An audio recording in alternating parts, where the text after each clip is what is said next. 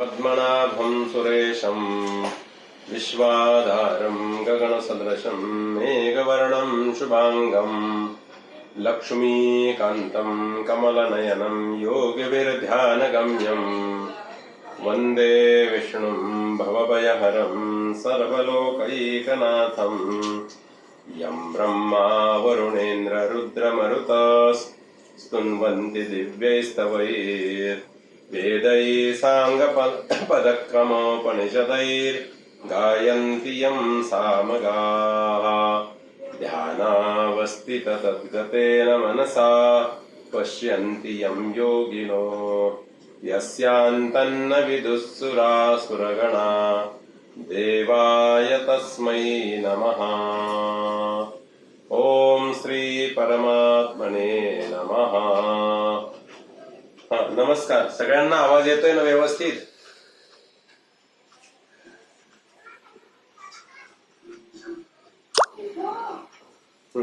आता पहिला दुसरा अध्याय आपण घरी म्हणून बघितलाय का?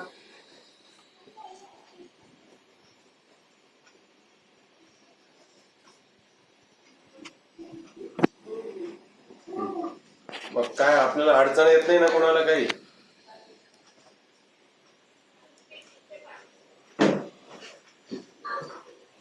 आता आपण रोजच्या प्रमाणे 1 ते 50 श्लोक आजच्या दिवस म्हणत नाहीये, कारण उशीर झालाय माझ्यामुळे सगळ्यांनाच. तर आपण 51 पासून संता घेतोय एकदम आज. चालेल ना? ठीक. 51वा श्लोक काढायचा आहे आपण दुसऱ्या अध्यायाचा.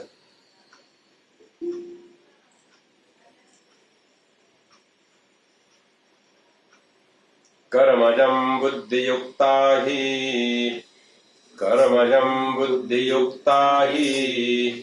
फलं त्यक्त्वा मनीषिणः जन्मबन्ध विनिर्मुक्ता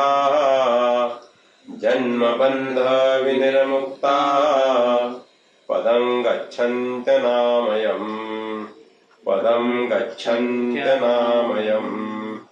यदा ते मोहकलिलं बुद्धिर्व्यतितरिष्यति तदा गन्तासि निर्वेदं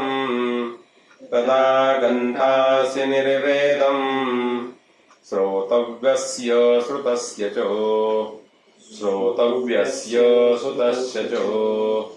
श्रुतिविप्रतिपन्ना ते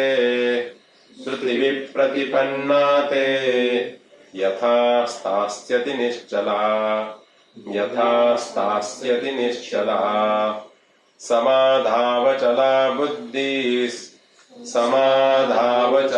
बुद्धिस् तदा योगमवाप्स्यसि। अर्जुन उवाच स्थितप्रज्ञस्य का भाषा समाधिस्तस्य केशव स्थितधीः किं प्रभाषेत किमासीत व्रजेत किम्। श्री भगवान् उवाच प्रजहाति यदा कामान् सर्वान् पार्थ मनोगतान् आत्मन्येवात्मना तुष्टो स्थितप्रज्ञस्तदोच्यते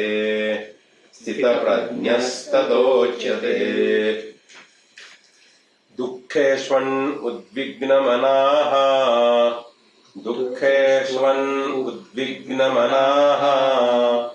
सुखेषु विगतस्पृहः वीतराग भयक्रोध भयक्रोध स्थितधीर्मुनिरुच्यते स्थितधीर्मुनिरुच्यते य सर्वत्रानभिस्नेहस् य सर्वत्रानभिस्नेहस् तत्तत्प्राप्य शुभाशुभम् तत्तत्प्राप्य शुभाशुभम्. हा श्लोक परत एकदा घ्या. य सर्वत्रानभिस्नेहस्, तिथं सर्वत्रानभिस्नेहस् ते आहे ते म्हणण्यासाठी थोडस तुम्हाला सोपं व्हावं म्हणून सर्वत्र न अर्धा आणि मग नंतर अभिस्नेहस. य सर्वत्रान अभिस्नेहस य सर्वत्रान अभिस्नेहस तत्तत्प्राप्य शुभाशुभम् तत्तत्प्राप्य शुभाशुभम्. नाभिनन्दति न द्वेष्टि नाभिनन्दति न द्वेष्टि तस्य प्रज्ञा प्रतिष्ठिता तस्य प्रज्ञा प्रतिष्ठिता. यदा संहरते चायम् यदा संहरते चायम् कुर्मोऽङ्गानीव सर्वशः कुर्मोऽङ्गानीव सर्वशः. इन्द्रियान्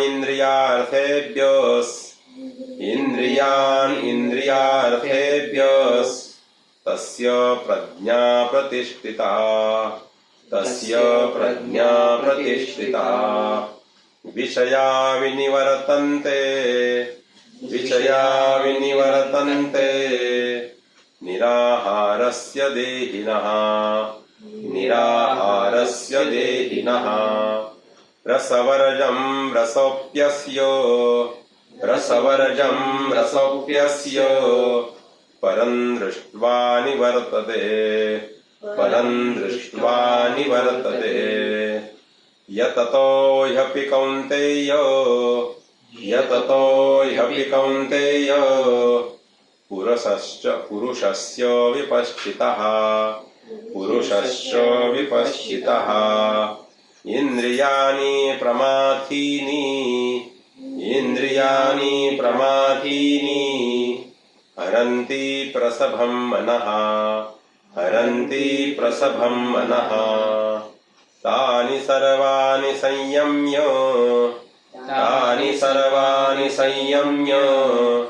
युक्त आसीत मत्परः. वशे हि यस्येन्द्रियाणि तस्य प्रज्ञा प्रतिष्ठिता.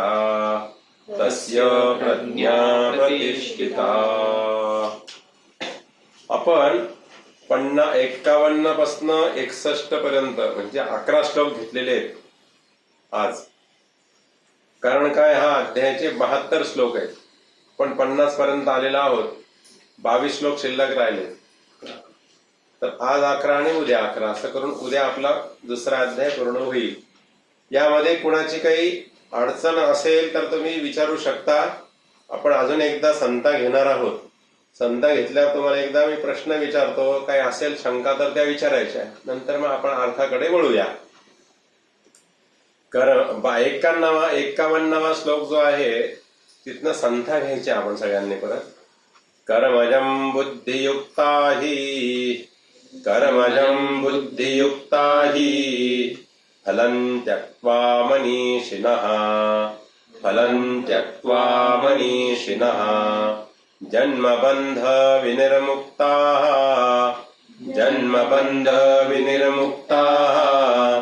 पदं गच्छन्त्य नामयम्. यदा ते मोहकलिलं बुद्धिर्व्यतितरिष्यति तदा गन्तासि निर्वेदम् श्रोतव्यस्य श्रुतस्य च श्रुतिविप्रतिपन्ना ते यथा स्थास्यति निश्चला यथा स्थास्यति निश्चला समाधावचला बुद्धिस् समाधावचला बुद्धिस् तदा योगमवाप्स्यसि तदा योगमवाप्स्यसि। अर्जुन उवाचो स्थितप्रज्ञस्य का भाषा स्थितप्रज्ञस्य का भाषा समाधिस्तस्य केशव समाधिस्तस्य केशव। स्थितधीः किं प्रभाषेत स्थितधीः किं प्रभाषेत किमासीत व्रजेत किमासीत व्रजेत किम्। श्रीभगवानुवाचो प्रजहाति यदा कामान् सर्वान् पार्थ मनोगतान् आत्मन्येवात्मना तुष्ट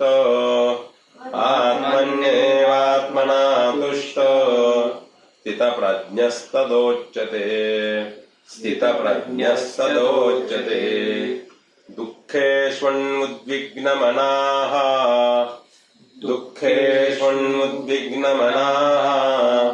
सुखेषु विगतस्पृहः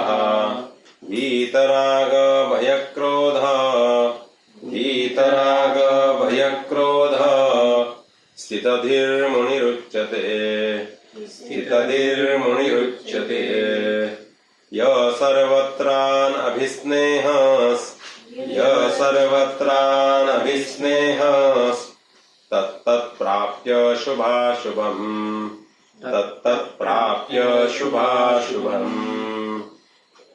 नाभिनन्दति न द्वेष्टि तस्य प्रज्ञा प्रतिष्ठिता। यदा संहरते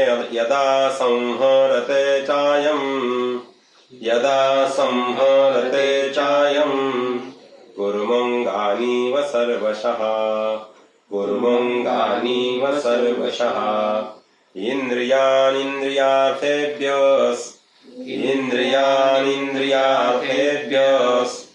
तस्य प्रज्ञा प्रतिष्ठिता।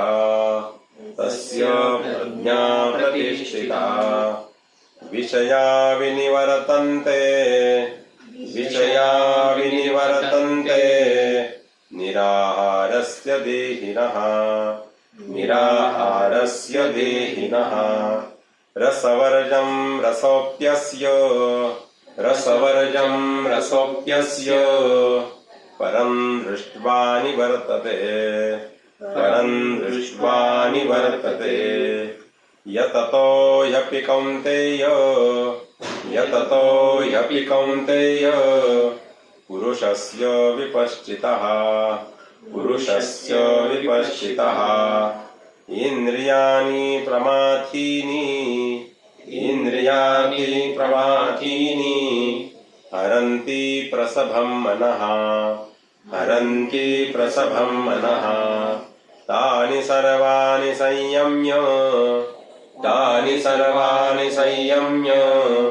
युक्त आसीत मत्परः वशे हि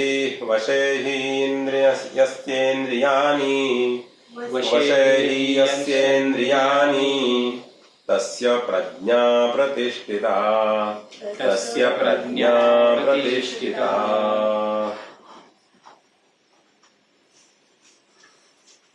कुणाला उच्चार करताना संधी विग्रह करताना काही अडत असेल तर ते विचारा. 57 श्लोक आहे ना, दुसरा शब्द तर ते त चे उच्चार कसे? तीन त आहे तिथे. 57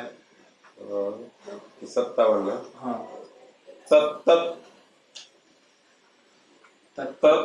दोन दात. चार त आहेत ते. हा 4 त आहेत. दोन त म्हणायचे. म्हणजे यस सर्वत्र अभिस्नेहस इथं स गेला. खाली त राहिलेला आहे. तत् तत् तत् तत् प्राप्य प्रति शुभाशुभ.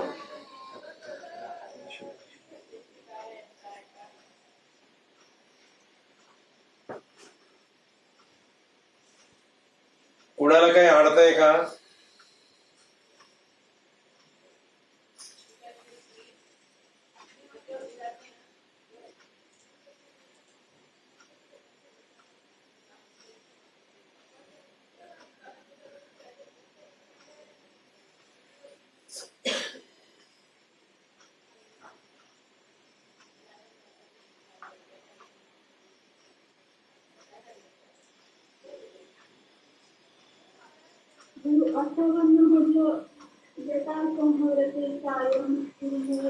कुर्मंगानीव सर्वशः.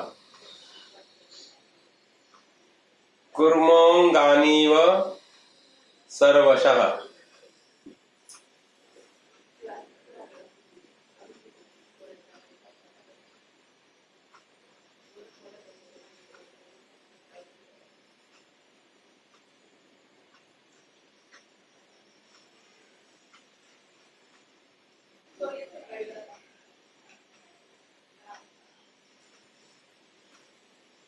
अजून कुणाचं काय अर्थ आहे?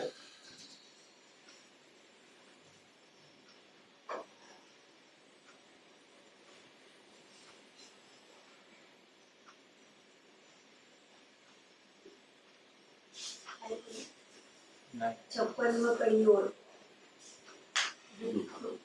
दुःखेश्वन.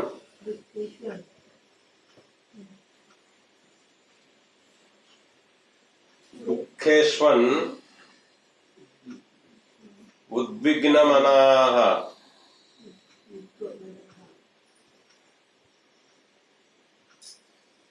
दुःखेषु अनु उद्विग्नमनाः.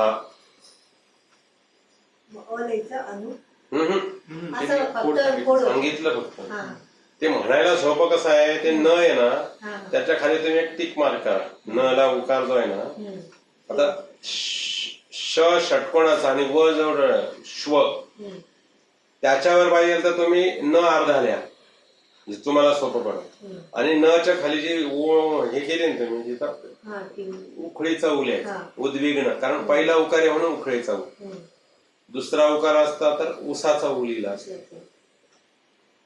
उद्विग्न मनाः. दुःखेष्वन् उद्विग्न मनाः. सुखेषु विगतस्पृहः. वीतराग भयक्रोधा. स्थितधीर्मुनिरुच्यते. अजून कुणाची काही शंका आहे का?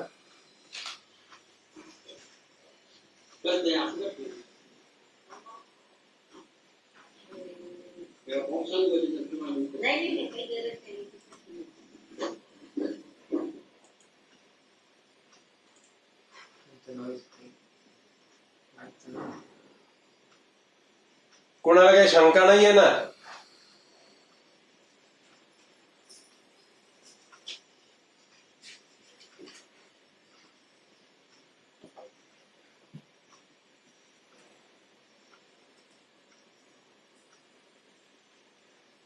काय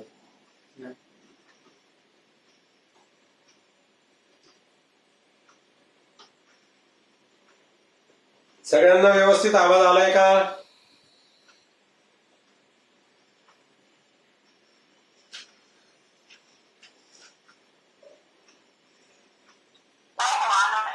ठीक. मग आता शंका नाही ना कोणाची संधी फोडीच्या संदर्भात? कितवा?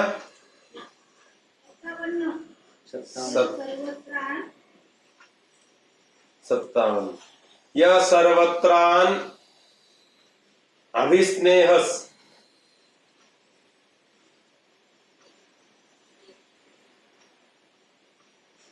ते न लिहिलेलं आहे ना नळाचा, त्या नळाच्या नळाजवळ एक छोटीशी रेष ओढा.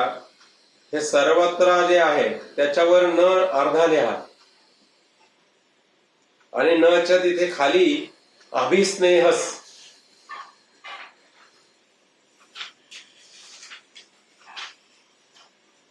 तत्तत्प्राप्य शुभाशुभम.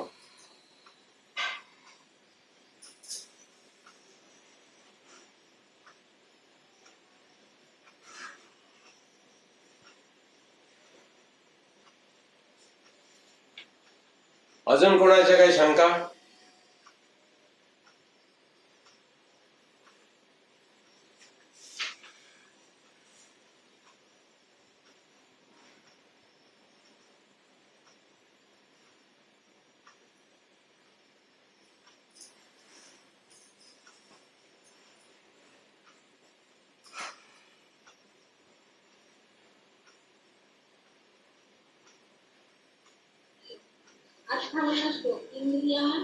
हा.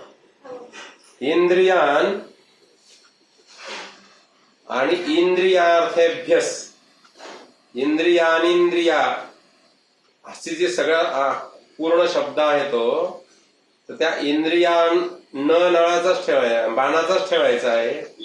आणि त्याची जी वेलांटी आहे, इकारांत जो उच्चार आहे तो इंद्रियार्थेभ्यस.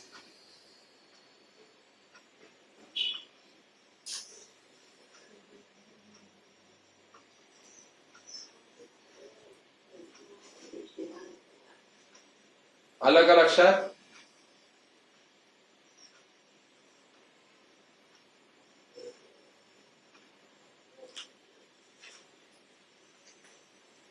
आपल्या पोथीमध्ये लिहून ठेवा पेन्सिलने.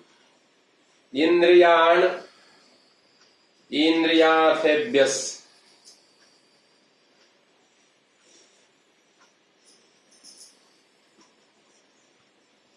तत्तत्प्राप्य शुभाशुभम.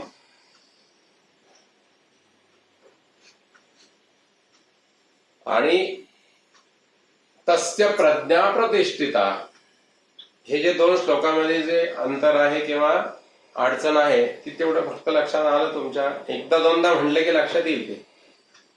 इंद्रियान इंद्रियार्थेभ्यस तस्य प्रज्ञा प्रतिष्ठिता.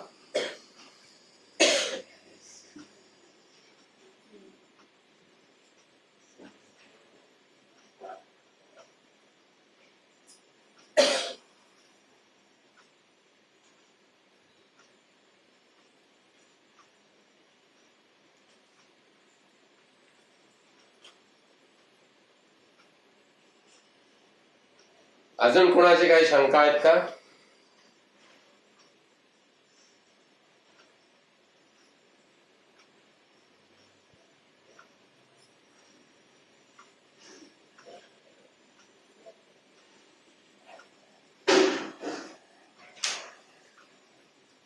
शंका नसतील तर 51 पासून 61 पर्यंत मी सलग म्हणतो. आता संता नाही देत, सलग म्हणतो. ज्याला शक्य असेल त्याने म्हणायचा प्रयत्न करा. कर्मजं बुद्धियुक्ता हि फलं त्यक्त्वा मनीषिणः जन्मबन्ध विनिर्मुक्ता पदं गच्छन्त्यनामयम्. यदा ते मोहकलिलं बुद्धिर्व्यतितरिष्यति तदा गन्तासि निर्वेदं श्रोतव्यस्य श्रुतस्य च. श्रुतिविप्रतिपन्ना ते यदा स्थास्यति निश्चला समाधावचला बुद्धिस्तदा योगमवाप्स्यसि. अर्जुन उवाच स्थितप्रज्ञस्य का भाषा समाधिस्तस्य केशव. स्थितधी किं प्रभाषेत किमासीत व्रजेत किम्.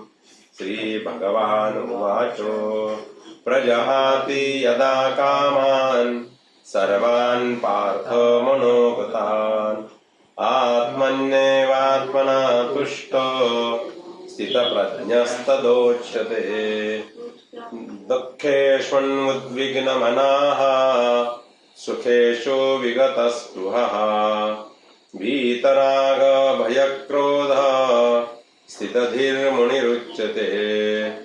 य सर्वत्रान् अभिस्नेहस्तत्तत्प्राप्य शुभाशुभम् नाभिनन्दति न द्वेष्टि तस्य प्रज्ञा प्रतिष्ठिता यदा संहरते चायं कुर्मङ्गानीव सर्वशः इन्द्रियाणीन्द्रियार्थेभ्यस्तस्य प्रज्ञा प्रतिष्ठिता विषया विनिवर्तन्ते निराहारस्य देहिनः रसवर्जं रसोऽप्यस्य परं दृष्ट्वा निवर्तते यततो ह्यपि कौन्तेय पुरुषस्य विपश्चितः इन्द्रियाणि प्रमाथीनि हरन्ति प्रसभं मनः तानि सर्वाणि संयम्य युक्त आसीत मत्परः वशे हि यस्य इन्द्रियाणि तस्य प्रज्ञा प्रतिष्ठिता.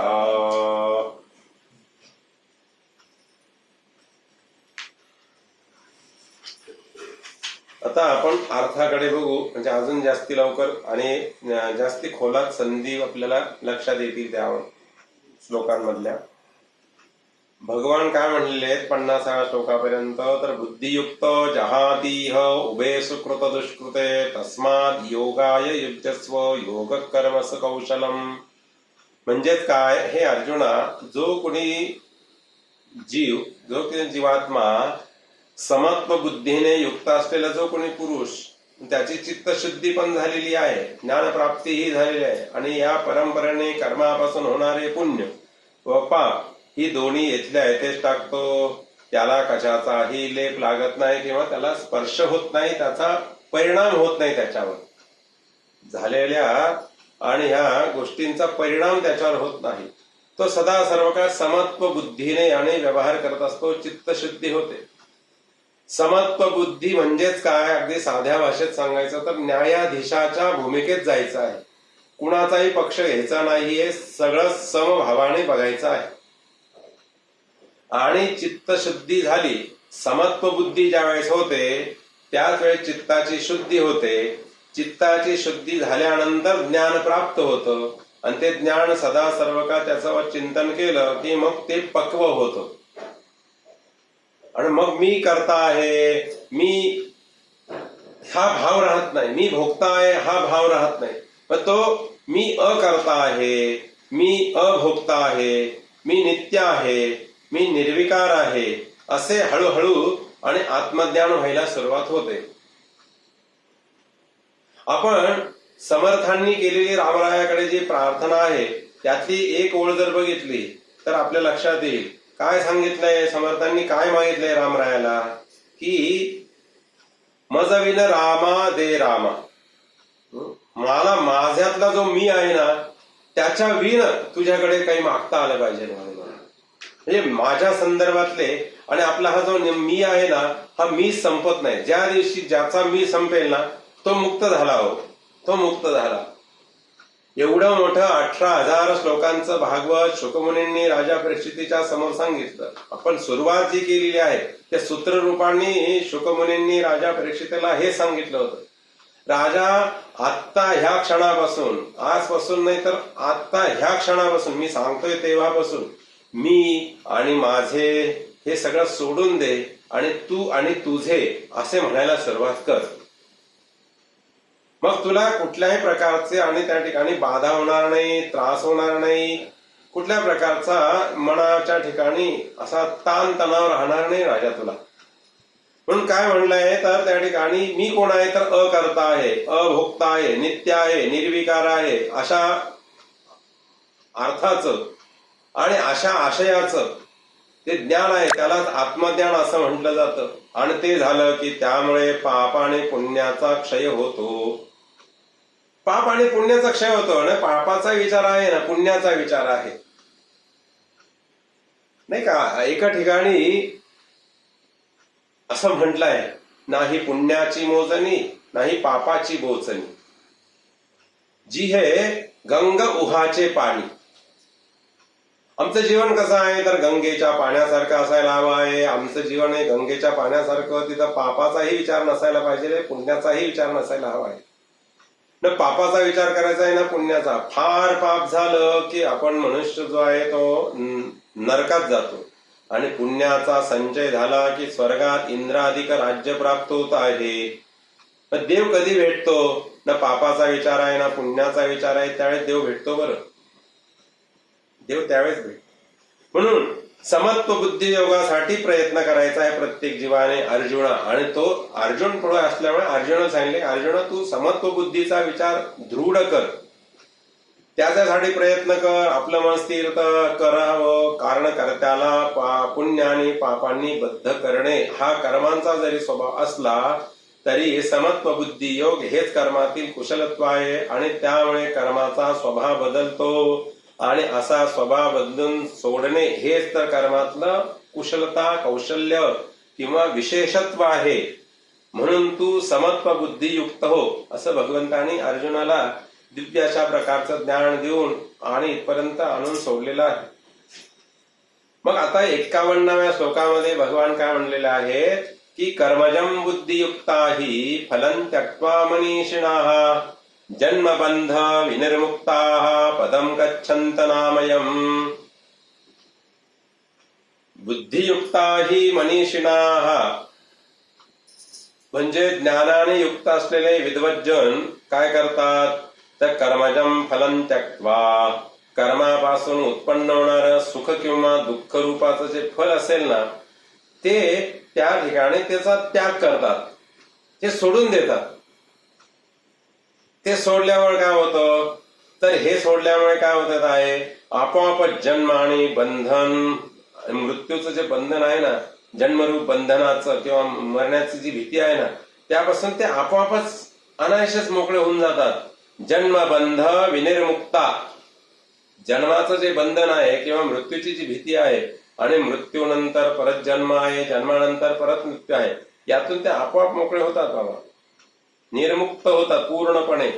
आणि त्याचा परिणाम काय होतोय तर आपोआप त्यांना अनामय पदम, आणि म्हणून काय गच्छन्त्यम नामयम, या ठिकाणी त्यांना छान उत्तम दर्जाचं उपद्रव रहित पदाला म्हणजेच विष्णूंच्या परमपदाला म्हणजेच ज्याला मोक्ष म्हणतात ना तिथे त्या ठिकाणी त्यांची गच्छन्ती होते. गच्छन्ती अनामयम, गच्छन्त्य नामयम हा जो श्लोक आपल्या ठिकाणी त्या श्लोकातलं जे शेवटचे चरण आलेलं आहे, गच्छन्ती अनामयम पदम, कधी पण ज्यावेळेस ज्ञानाने युक्त असलेले विद्वज्जन कर्म आणि त्या कर्मापासून मिळणारं जे फळ असेल त्या फळाचं म्हणजे काय एकतर सुख मिळेल किंवा एकतर दुःख मिळेल, या दोहोच्या पलीकडे जातात. सुख किंवा दुःख रूप फल टाकून देतात, त्याग करतात. आणि त्यानंतर जन्मबंध विनिर्मुक्ता, त्याच्याशिवाय आम्हाला जन्म आणि मरणाच्या फेऱ्यातून आमची सुटका नाही महाराज, ना सुटका आहे. मग भगवान जसजसं अर्जुनाची आणि त्या ठिकाणी तयारी होत जाते त्याप्रमाणे मग त्याला वेगवेगळ्या प्रकारचं उद्बोधन देतात. गीतेमध्ये भगवंताने अर्जुनाला छान अशा प्रकारचं तयार करत करत करत करत करत एक एक पैलू त्याच्यावर पाडलेले आहेत. अर्जुनाचं निमित्त केलं, आमच्यासाठी ते पैलू पाडलेले आहेत. तर गीतेमध्ये एका ठिकाणी येतंय ओम इत्येकाक्षरम, म्हणजे मृत्यूच्या समयाला काय करायचं आहे भगवान म्हणतात अर्जुनाला, मृत्यूच्या समयाला ओम ह्या एका अक्षरावर मन केंद्रित करावं. अहो मरणाच्या वेळेस करू का न करू माहिती नाही आम्हाला, आपल्याला काय माहिती मरणाच्या वेळेस आपली काय अवस्था असते. इकडून अंग दुखत असेल, तिकडून अंग दुखत असेल, कशा कशाच्या आठवण येत असेल, त्याही पेक्षा आपण आजही आपला आणि त्या ठिकाणी अनुभव घ्यायचा ठरवलं ना तर ध्यानाला बसायचं असेल, ज्याला आता आपण सध्या मेडिटेशन वगैरे म्हणतो, योगिक क्रियांचे क्लासेस चालतात, त्याला आपण नवीन इंग्लिश नाव दिलं का योगाला गेले का तू, योगाला जातो का तू, हा शब्दच नाहीये खरं म्हणजे योगा हा. आणि जवळ आलेला आहे जागतिक योग दिवस, हा अगदी जवळ आलेला आहे, 2 दिवसावर आलेला आहे. सगळीकडे आता चर्चा चालू होईल जागतिक योग दिन, मग कोण कोण करणार काय. आणि सध्या परिस्थिती, जागतिक परिस्थिती जी आहे ना थोडी बिकट झालेली असल्यामुळे त्याला जास्ती आता प्रसिद्धी मिळत नाहीये ह्या योग दिनाला, कारण परिस्थिती थोडी बिघडलेली आहे सध्या सगळी जागतिक. आणि भारताची परिस्थिती तर अजूनच वेगळ्या वेगळ्या कारणाने बिघड अवस्थेत आलेली आहे. जागतिक योग दिन, आणि त्या योगामध्ये योग साधनेमध्ये काय सांगितलंय तर प्राणायाम करायचा, चित्ताची एकाग्रता करायची आहे. आपण आजही आत्ता या क्षणाला जरी बघितलं ना, आपण स्वतः अनुभव घेऊन बघावा. सकाळी सकाळी उठायचं आहे प्रातः समयाला, एकांत असेल तर, किंवा ज्याला पहाटे नाही जमत त्याने दुपारी, किंवा पण शक्यतो पहाटची वेळ ही छान असते आणि योग्य पण आहे मन एकाग्र करण्यासाठी. तर सकाळी 10 मिनिटं 5 मिनिटं जे काही आपण ध्यान मेडिटेशन करू ना, त्याची एनर्जी ही आपल्याला किमान 24 तास पुरते, हो दिवसभर पुरते, म्हणून खूप शांत होतं. म्हणून आपल्याला दीर्घ श्वसन करायचंय. बघा, मंत्र म्हणताना आम्हाला ओंकाराचा उच्चार करायला परवानगी नाहीये, हे लक्षात घ्या. ओंकाराचा उच्चार करायला सामान्य जीवांना परवानगी नाहीये. कारण का, तर ओंकाराचा उच्चार करायचा असेल एक आसन, एक स्थान, नंतर अंगावर काष्टा असायला हवा आहे. वस्त्र जे नेसलंय आपण त्याच्यावर काष्टा असायला हवा. स्त्री असेल तर नऊवारी पातळ आणि पुरुष असेल तर धोतर किंवा सोवळं त्यांनी नेसलं पाहिजे, काष्टा असला पाहिजे. त्यानंतर त्याचं मौंजी बंधन व्हायला हवं आहे ओंकाराचा उच्चार करायचा असेल तर. पण योगिक क्रियेमध्ये दीर्घ श्वसनासाठी आपण ओंकाराचा उच्चार करू शकतो.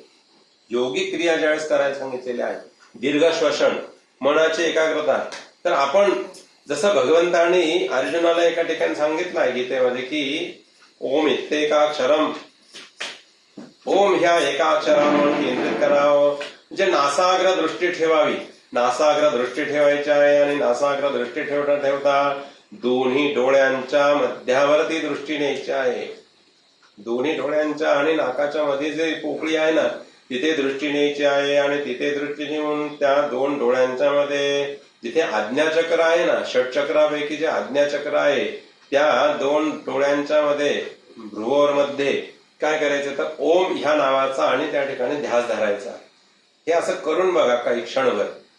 आत्ताही आपण करण्याचा प्रयत्न केला. आपण ज्या आसनात बसलेले असाल, जी मांडी घातलेली असेल, मग साधं सिद्धासन असेल, सुखासन असेल, पद्मासन असेल, आणि तुम्ही नासाग्र दृष्टी ठेवून बघा आणि दोन डोळ्यांच्या मध्यावर आपली नजर नेण्याचा प्रयत्न करून बघा.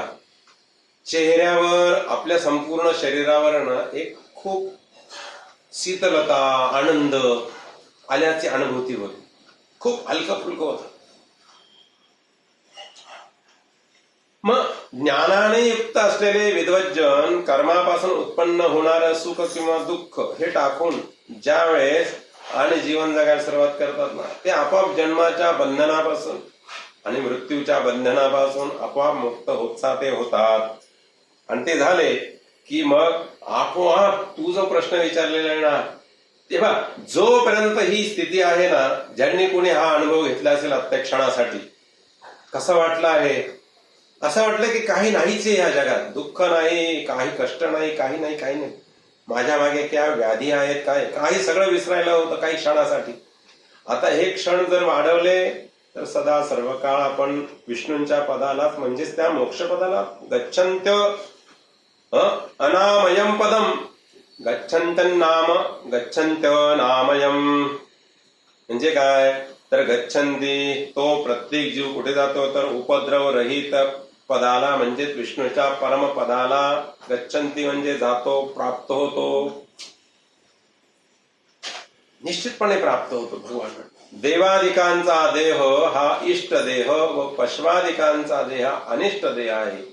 त्यांची प्राप्ती होणे हेच कर्मापासून मिळणारे फळ आहे. आपल्याला उत्तम दर्जाचा देह प्राप्त व्हावा की कनिष्ठ दर्जाचा देह प्राप्त व्हावा, यासाठी आपण जीवनभर पर्यंत कोणत्या कोणत्या गोष्टी करतो आहोत, त्यानुसार आपल्याला देहाची प्राप्ती होत असते. भगवत भक्तांना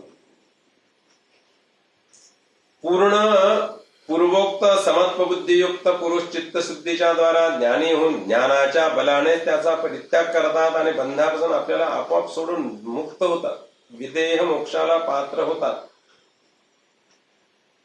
आणि हेच तुला करायचं आहे, हे तू काय कर्म करतोयस ना, त्यामध्ये कुठल्याही प्रकारची आसक्ती नको, काही नको. तू जो प्रश्न विचारला होता की ते आम्हाला मारतील की आम्ही त्यांना मारू, आम्हाला विजय मिळेल की त्यांना विजय मिळेल, आणि ह्या एवढ्या सगळ्या गोष्टी होण्यापेक्षा मी युद्धच करत नाही ना, तर नाही, युद्ध करायचं आहे, परंतु त्या युद्धाचा परिणाम काय होईल याचा विचार न करता समत्व भाव योगाने आणि तू त्या ठिकाणी तुझं कर्म करत राहा. म्हणजे तुला कुठल्या प्रकारचा आणि अडचण किंवा त्रास होणारच नाही रे बाबा.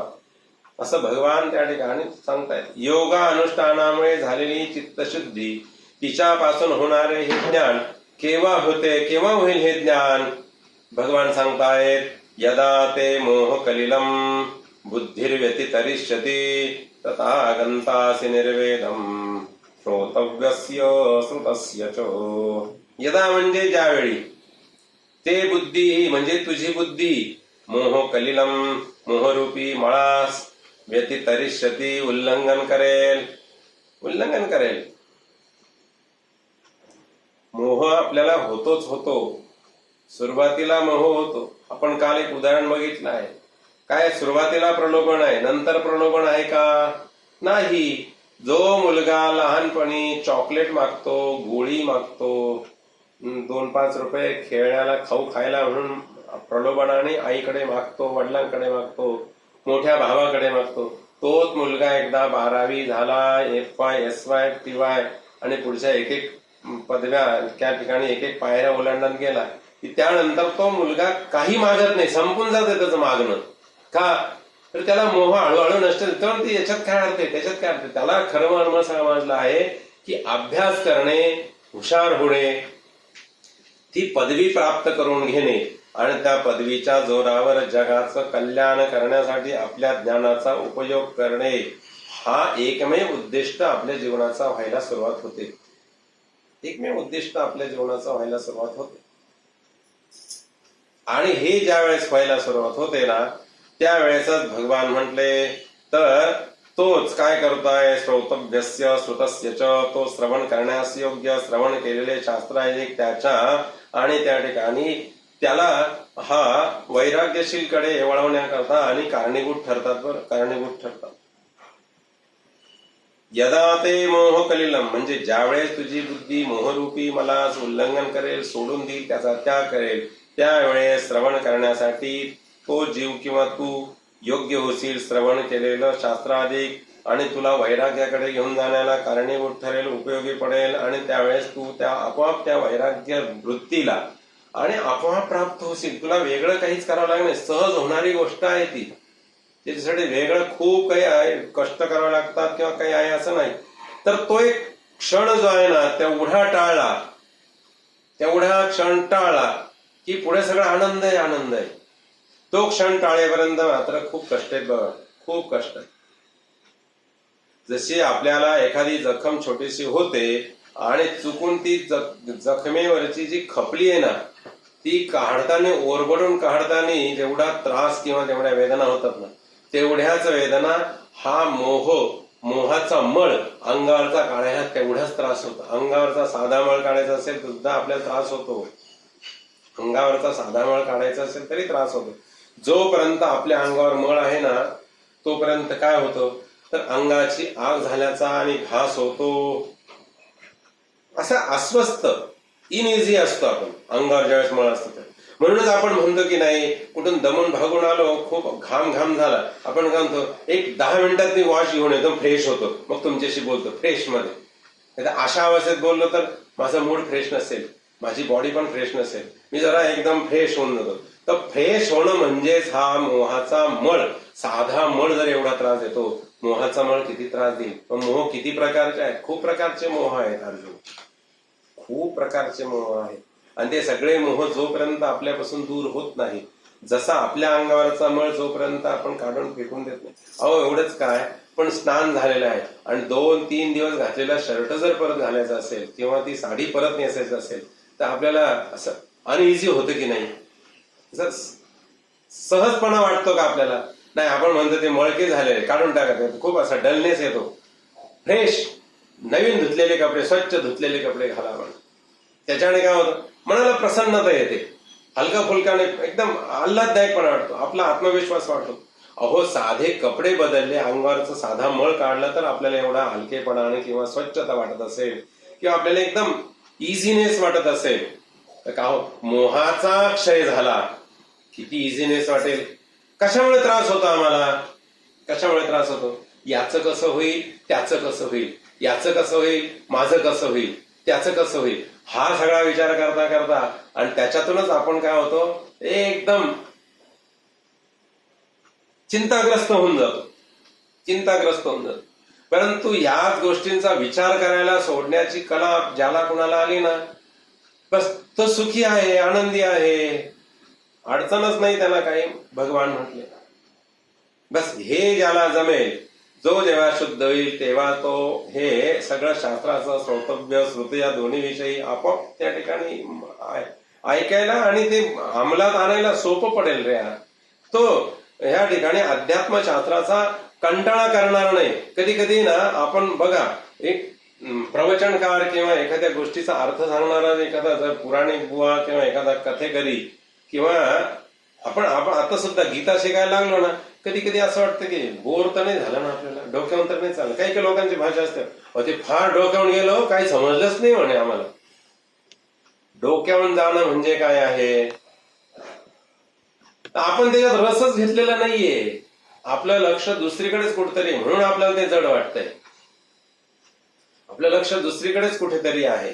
आपल्याला वारंवार जन्मजन्मांतरापासून विषयांचे भोग घेण्याचा जो अभ्यास लागलेला आहे, त्यामुळे आपला सगळा विचार सगळ्या अभ्यासापासून विषयांच्या अनुरागाकडेच आकर्षित झालेला असल्यामुळे आपल्याला उत्तम दर्जाचं भगवंताकडे घेऊन जाणारं जे कथानक असेल, जे ज्ञान असेल, ते ऐकायला जड वाटतं. खरं म्हणजे आपला विषय आणि आपल्या जडाशी जोडलेला आहे, म्हणून आपल्याला हे हलकं असूनही जड वाटायला सुरुवात होते. भगवान म्हणतो हा अध्यात्मशास्त्राचा कंटाळा येऊ शकत नाही. मग एकदा जर याची गोड लागली, ओढ लागली तर हे समजलं ना मर्म, मग खूप सोपं. हे पहा, आम्हाला शाळेत असताना ना आमच्या शिक्षकांनी छान अभ्यासाची पद्धती सांगितली होती. ते काय म्हणले की सोपे सोपे विषय जे आहेत ना, सोपे सोपे विषय तुम्ही फ्रेश असताना अभ्यासाला घ्यायच जा, म्हणजे तुम्हाला कंटाळा येणार नाही. जेव्हा तुम्हाला कंटाळा येईल असं वाटतं ना, तेव्हा गणित घ्यायचं म्हणे अभ्यासाला. आम्हाला शाळेत असताना शिक्षकांनी सांगितलं की गणित घ्यावं, कारण गणितात बुद्धीचा वापर करावा लागतो. गणितात बुद्धीचा वापर, आणि बुद्धी ज्यावेळेस आपल्याला असे डलनेस येतो, कंटाळवाणं वाटतं ना, त्यावेळी गणिताचा अभ्यास केला की जो मळ आलेला असतो किंवा जी एक ग्लाणी आलेली असते ना मनावर, बुद्धीवर, ती गणिताचा अभ्यास करताना ती ग्लाणी विचार केल्यामुळे लगेच झटकून निघून जाते. आणि ते फक्त काही क्षण असतात. आपल्याला जी ग्लाणी किंवा कंटाळा असतं किंवा असे झोप आल्याचा किंवा असं नको नको असं ज्यावेळेस वाटतं, तो तेवढा वेळ टाळला ना की आपल्याला पुढचे 2-3 तास झोप येत नाही. बघा, मग झोप येत नाही. आणि हे सगळे अनुभव विद्यार्थी दशेत आपल्याला समजून येत नसतात, मोठं झाल्यावर लक्षात येतं. झोप किती वेळ येते मोठ्या माणसांना? 5 ते 10 मिनिटं. ते घरी सांगतो तो आपल्या मुलांना, सुनांना, की ती घरातली माऊली किंवा तो पुरुष असेल की मी आता 2-3 तास झोपणार आहे, मला अजिबात कोणी त्रास देऊ नका. गेले ते झोपले आणि 5 मिनिटात जो शरीराला विश्रांतीची गरज होती, एवढी 5, 10, 15 मिनिटं विश्रांती झाली. आणि 5, 10, 15 मिनिटात तो उठला आणि लगेच झाला, काय चाललं का भाई तुझं, काय चाललंय तुझं? तुम्ही झोपणार होते ना, झालं. तेव्हा वेळ जो आहे ना तेवढा फक्त काही वेळ टाळायचा. तेवढा टाळला ना की पुढे आपल्याला परत फ्रेशनेस किंवा ताजेतवानेपणा आपोआप टिकतो, आपल्याकडे आलेला असतो. पण ह्या गोष्टी रोज अनुभवतो आपण, पण त्याचा अभ्यास पूर्ण आपण कधी विचार केलेला नसतो या सगळ्या गोष्टींचा. भगवान काय म्हणतात, मोहरूपी हा मळ एकदा झटकला हे पुढे आनंदच आनंद आहे, आनंदच आनंद आहे, बाकी काही नाहीये. आनंदच आनंद आहे. त्याच्यात रस लागतो, त्याच्यात गोडी येते. ते नाव घेण्यात किंवा जे काय आपण साधना करतो त्यात आपोआप गोडी येते. आपले जे कर्म आहे त्याच्यात खूप असा मनापासून कर्म होतं आणि मग त्याच्यामुळे आनंद होत चालतो. आणि जेवढा आनंद घ्याल तेवढा तो वाढत जातो. मग तेवढा कर्मयोगाचे फळ असा जो परमार्थ योग आहे तो केव्हा प्राप्त होतो? भगवान म्हटले जर ऐका म्हणे, मी सांगतो अर्जुना ऐका तुम्ही जरा. अर्जुनाला सांगितलंय कधी कर्मयोग, परमार्थ योग जो आहे, कर्मयोगाचा फळ जो परमार्थ योग आहे तो केव्हा येतो हे तुला सांगतो म्हणे. श्रुती प्रतिपन्ना ते यथा स्थास्यति निश्चला समाधावचला बुद्धी तथा योगमवाप्स्यसि.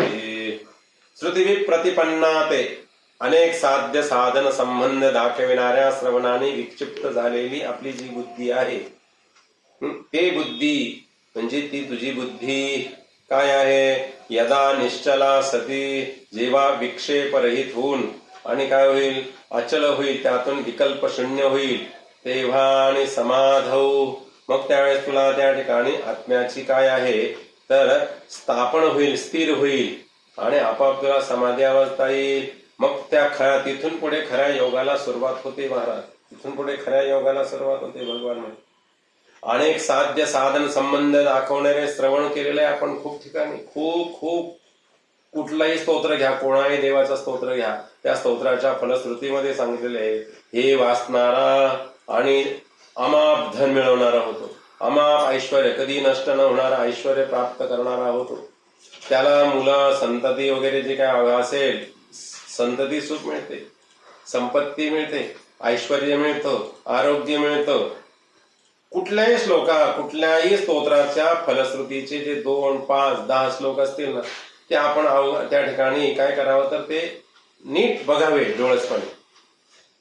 त्या देवाची ती स्तुती आलेली आहे आणि त्या स्तुतीनंतर पुढे काय आहे तर त्या ठिकाणी म्हटलं गेलं की हे केल्याने काय होईल. आपण रामरक्षा म्हणतो की नाही, रामरक्षामध्ये काय म्हटलेलं आहे, अश्वमेधाधिकम पुण्यम संप्राप्नोति न संशयः.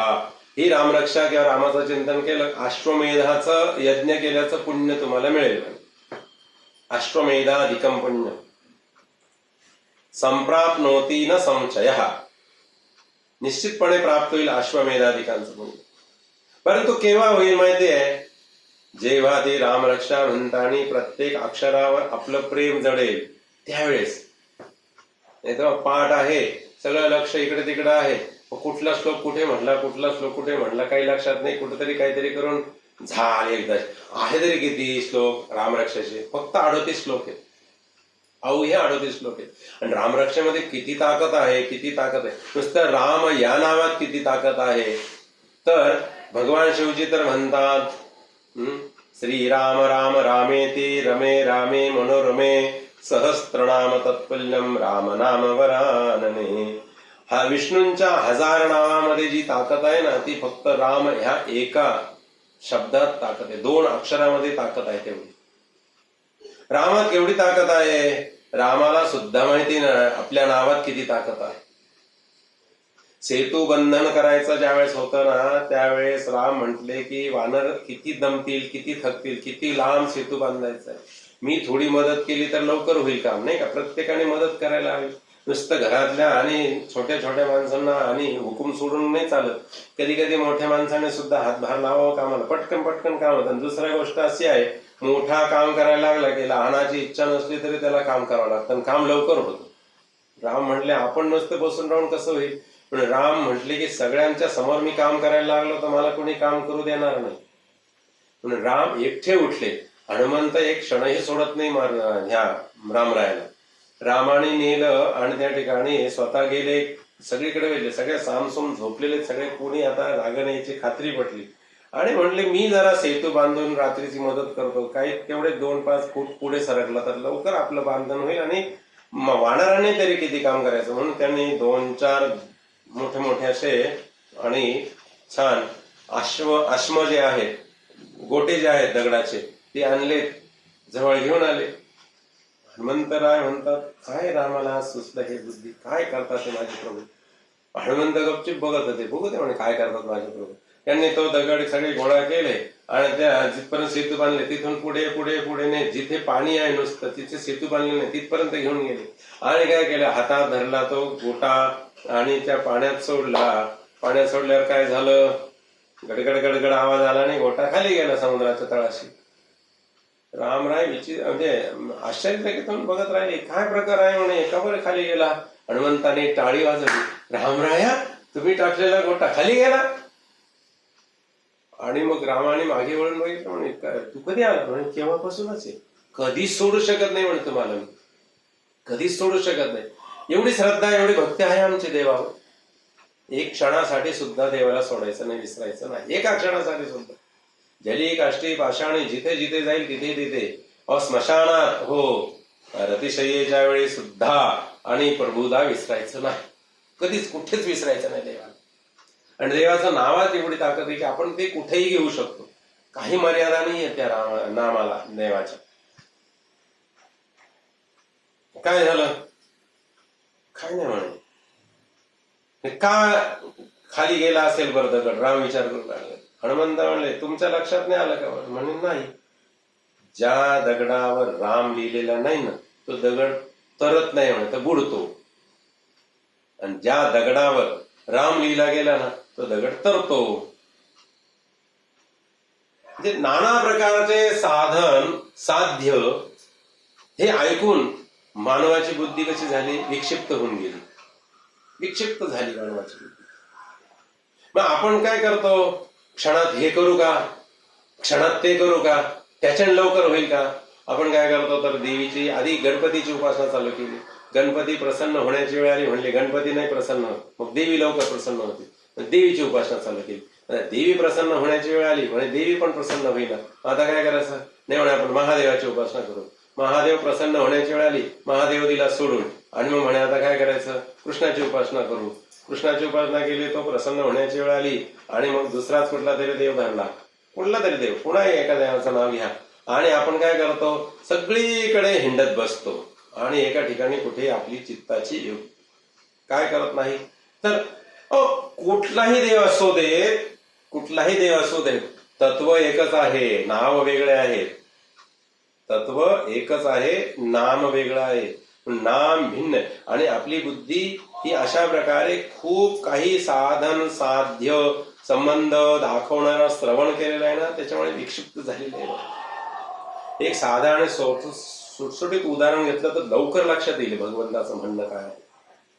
काय झालं? एक दोन मैत्रिणी ज्या आहेत ना, सहजच गेल्या हाऊस, बरं त्यांच्याजवळ श्रीमंती भरपूर आहे, त्या मैत्रिणी सगळ्या श्रीमंतच आहेत. आणि त्यामुळे त्यांनी काय केलेलं आहे तर एक जण गेली आपल्या ओळखीच्या सराफाच्या दुकानात गेली, आणि ती म्हटली मला आहे ना ही नथनी आहे ना त्याची नथ करून हवी आहे, खूप छान दिसते म्हणे नथ. नथनीची नथ केली आणि येऊन दाखवली दुसऱ्या कोणाला तरी मैत्रिणींना, आणि त्यांनी सगळ्यांनी ठरवलं की आता आपण पण नथनीच्या ऐवजी नथ करूया. त्यांनी पण नथ केली. मग तिघींच्या पण नाकात नथ आल्यामुळे परत तिने म्हटले नाही मी दादा डिझाईन बदलते, तर मुरणी करून आणते. पण मुरणी करून आणते.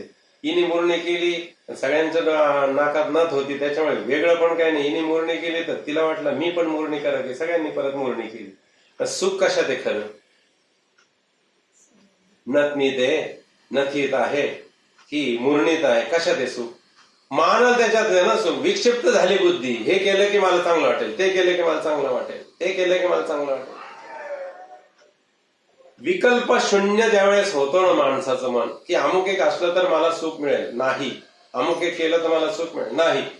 अहो काही घ्या, हो कोणताही देव घ्या तत्वरूपाने, आणि त्या ठिकाणी देवाची उपासना करायची आहे. आता कसं गंमत आहे, ज्याला जे आवडेल त्याने ती त्या देवताची उपासना करावी. रामाची उपासना करणाऱ्याला जेवढा आणि सुख किंवा आनंद मिळतो ना तेवढाच आनंद किंवा तेवढंच सुख कृष्णाची उपासना करणाऱ्याला सुद्धा मिळत असतं. फक्त कृष्णाची उपासना करणारा म्हणतो कृष्णाशिवाय दुसरं दैवत नाही, रामाची उपासना करणारा म्हणतो रामाशिवाय दुसरं दैवत नाही, दत्ताची उपासना करणारा म्हणतो दत्ताशिवाय दुसरं दैवतच नाही. मग विकल्प शून्य ज्यावेळेस होते ना आपल्या मनाची अवस्था, काही नाही, एक नाव केशव नक्की ठरवलं की हे केलं की बरोबर मला सगळं मिळणार आहे. आणि हे कधी होतं तर जेव्हा आपली बुद्धी विक्षेपरहित होते, विकल्प शून्य होते, त्यावेळेस तो बरोबर अंतर्मुख होतो. आणि अंतर्मुख होऊनच त्या ठिकाणी त्याला त्या समाधी अवस्थेला किंवा योग प्राप्त होण्याच्या अवस्थेला तो आपोआप जातो. आणि तुझं म्हणणं काय आहे? युद्ध केलं तर मला हिंसा लागेल, पण तू हे लक्षात ठेव की मी युद्ध का करत आहे? हिंसेसाठी करत नाही, तर मी जन्माने क्षत्रिय आहे, आणि क्षत्रिय असल्यामुळे मला ह्या प्राप्त झालेल्या युद्धाच्या रणांगणामध्ये केवळ आणि केवळ माझ्याजवळ जे चापबाण जे आहे ते चालवणं माझं आद्य कर्तव्य, तोच माझा धर्म आहे. ह्या भावनेने जर तू कर्म केलं तर तुझी बुद्धी विक्षेपाला जाणार नाही, विक्षिप्त होणार नाही, आणि तुला तो योग त्या कर्मातून साधेल, त्या कर्मातून साधेल तो योग तुला. मनामध्ये ठेवू नको ना कोणाबद्दल द्वेष, मत्सर, राग, हे काहीच ठेवू नकोस. अर्जुन आता कसं झालेलं आहे, पाठीवर जे असं रेगोटे उडून घिसमिट करून सगळं गोंधळ करून ठेवलेलं असतं ना बाळांनी, तर ती आई काय करते माहिती का, किंवा शिक्षक काय करतात, चला बोळा घ्या, पाठी स्वच्छ करा आणि लिहा देतात, एक एकाचा, दोन दोनाचे, जे काय असेल ते, किंवा चित्र काढा, पण छान दिसतं ते. आणि घिसमिट सगळे करून ठेवलेले असे, इकडचे रेगोटे तिकडचे रेगोटे, काही समजत नाही. तसं अर्जुनाच्या मनामध्ये काय झालेलं आहे, तर क्रोध आलेला आहे, दुःशासन दुर्योधनाच्या विषयी. त्याच्यामुळे त्याला ते चित्र स्पष्ट दिसत, त्याला फक्त मारणे वध करणे एवढंच दिसत होतं. त्यामुळे मग यांना मारायचं असेल त्यांना पण मारलं लागेल, त्यांचा वध करायला, मग त्यांना मारलं तर मला पाप लागेल, हा डोक्यात जो विचार आलेला आहे ना. आता कसं झालेलं आहे, हळूहळू हलके भगवंताच्या समोर बसल्यामुळे बुद्धी शुद्ध व्हायला लागली. शुद्ध झाल्यामुळे भगवान म्हटले की बघ, तुला मी जे सांगतो ते लक्षात ठेव, तुझा धर्म काय आहे. क्षत्रिय असल्यामुळे तुझा धर्म शस्त्र चालवणे हा तुझा धर्म आहे. आणि तो करत असताना जर तू त्या ठिकाणी तसं केलंस तर मोहरूपी चित्तमल नाहीसा होईल. पूर्वोक्त विवेकाधिकांनी युक्त केलेली बुद्धी जेव्हा तुझ्या आत्म्यामध्ये स्थिर होते ना, आणि त्यानंतर ज्ञानरूपी बुद्धी स्थिर होईल, आणि त्यानंतर तुला जे हा योग जो आहे हा तुझ्या कर्मातूनच तुला साध्य होईल, आणि ती तुझी बुद्धी स्थिर झालेली आहे असं समजावं लागेल. बाकी काही अडचण नाही म्हणे तुला. तुझं चित्त शुद्ध झालं आणि त्यानुसार तू कर्म केलं की आणि ही कुणाहीसाठी हाच न्याय आहे बरं अर्जुन, कुणाहीसाठी हाच न्याय आहे. त्याच वेळेस ती बुद्धी जी आहे ना ही छान स्थित होते, पर्याय शून्य स्थिर स्थित होते, परमार्थ योग प्राप्त होतो. आणि हे सांगितलेलं आहे. यावरून अर्जुन ज्ञानी नसून अज्ञानी आहे, तो ज्ञानाधिकारी नसून कर्माधिकारी आहे, व त्याचे शुद्ध चित्त शुद्ध व्हावे म्हणून त्याला समत्व बुद्धियुक्त कर्म अनुष्ठान करायला सांगितलेले आहे. प्रत्येक जीवाची अवस्था भिन्न आहे, प्रत्येकाची आणि कुवत किंवा क्षमता ही भिन्न आहे. अर्जुन ज्ञानी नाहीये, ज्ञानी असल्याचा आभास अर्जुनाने केलेला आहे, म्हणून त्यांनी ह्या धर्माच्या किंवा ज्ञानाच्या गप्पा मारल्या. हे केलं की असं होईल तसं होईल. तो ज्ञानाधिकारी नाहीये, अर्जुन ज्ञानाधिकारी नाहीये, तो कर्माधिकारी आहे. म्हणून त्याला कर्म करूनच आणि काय करायचंय तर तो समत्व योग साधायचा आहे, आणि समत्व योग साधूनच आपली बुद्धी आणि स्थापन करायचे आहे. म्हणून त्याला सांगितलंय कर्म कर, कर्मेश येशू भर राहावा. कर्म करूनच भगवंताची आणि उपासना होते. आणि तू ते कर्म करायचं आहे, पण ते कर्म करताना मनामध्ये कसल्याही प्रकारचे असे आकस ठेवून कर्म करू नकोस. हा भावार्थ सिद्ध त्या ठिकाणी झाला. संन्यासाचे ज्ञाननिष्ठा तिच्या प्राप्तीचे कथन या प्रश्नाचे बीज प्राप्त झालेले आहे. समाधी अवस्था किंवा तो योग अवस्था प्राप्त झालेली आहे. आता असा प्रश्न काढल्यानंतर अर्जुन इतकाही अज्ञानी नाही की त्याला काही प्रश्नच पडत नाही. त्याने प्रश्न विचारलाय पुढचा. एका प्रश्नाचं उत्तर पूर्णत्वाला नेलं की त्याच्या शेवटच्या क्षणाला अर्जुनाला बरोबर पुढचा प्रश्न पडतो आहे. अर्जुनाने पुढचा प्रश्न विचारलेला आहे. काय प्रश्न विचारलाय? भगवान म्हणले समत्व योगाने कर्म केलं की तो बरोबर आणि मोक्षपदाला जातो, त्याला ती समाधी अवस्था प्राप्त होते आणि त्याला तो योग सिद्ध झालाय असं म्हटलं जातं. बस, बाकी काही राहिलं नाही. आणि तुझे विचारलं तर मला मोक्षपद कसं मिळेल वगैरे सांगा आणि दिव्य अशा प्रकारचा उपदेश करा. पण अशा प्रकारे मोक्षपद प्राप्त होतं. भगवंताला अर्जुनाने परत एक प्रश्नामध्ये टाकून आणि पुढची आणि कडी उघडायचा प्रयत्न केलेला आहे. काय विचारलंय? स्थित प्रज्ञस्य का भाषा समाधिस्तस्य केशव स्थितदी किम प्रभाषेत किमासीत व्रजेद किम. हे केशवा मला सांगा म्हणे, समाधिस्तस्य स्थितप्रज्ञस्य. भगवंताला विचारलंय अर्जुना, हे केशव समाधिस्तस्य स्थितप्रज्ञस्य भाषा का स्थितदीहि किम प्रभाषेत किम आसित किम व्रजेत. मला सांगा म्हणे, या समाधीची किंवा प्रज्ञा स्थापन झालेली आहे, बुद्धी सजीव झालेली आहे किंवा स्थापन झालेली आहे. आत्मनिष्ठ स्थित प्रज्ञाचं काय लक्षण आहे, त्याची भाषा काय, ओळखायचं कसं, काय लक्षण आहे, काय स्थितधीही, तो कसा आहे, तो काय बोलतो, त्याच्या बोलण्याचे आणि रोग कसे असतात, त्यानंतर तो कसा राहतो, त्याचा व्यवहार कसा असतो, हे मला सगळं समजून सांगितलं तर फार बरं होईल.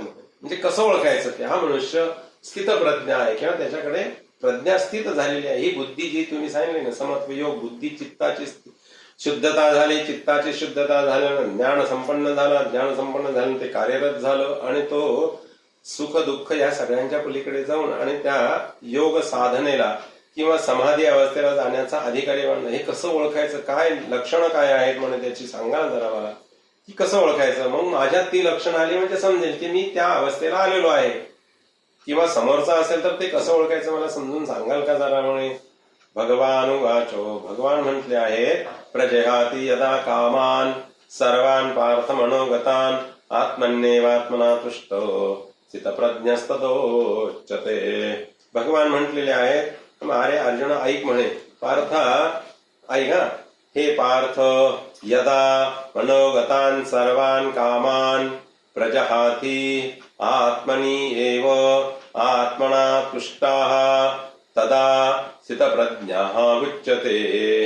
काय म्हणले देवाने, प्रजहाती यदा कामान सर्वान पार्थ मनोगतान आत्मन्येवात्मना तुष्ट स्थितप्रज्ञस्तदोच्यते. म्हणजे हे पार्था, ज्या वेळेस मनामधल्या सर्व प्रकारच्या कामांना आणि प्रजहाती म्हणजे तो सोडून देतो ना, आणि आत्मनी एव म्हणजे फक्त आणि आत्मा म्हणजे काय त्याचं चिंतन करण्यामध्ये आणि त्या आत्मस्वरूपाने संतुष्ट होण्याचा ज्यावेळेस तो प्रयत्न करतो ना, तदा म्हणजे त्यावेळेस स्थितप्रज्ञा म्हणजे त्याला स्थितप्रज्ञ झालेला आहे असं ओळखावं. म्हणे मनातील सर्व इच्छांचा, त्या वासनांचा आणि त्याग करून आपल्या अंतर्यामी स्वरूपात दुसऱ्या कोणत्याही अनात्म पदार्थाच्या लाभाच्या अपेक्षा न करता आत्मस्वरूपाने जो संतुष्ट असतो त्याला स्थितप्रज्ञ असं म्हणावं. अगदी सोपं आणि सुटसुटीत भाषेत सांगितले, कशातच लक्ष लागलेलं नाही.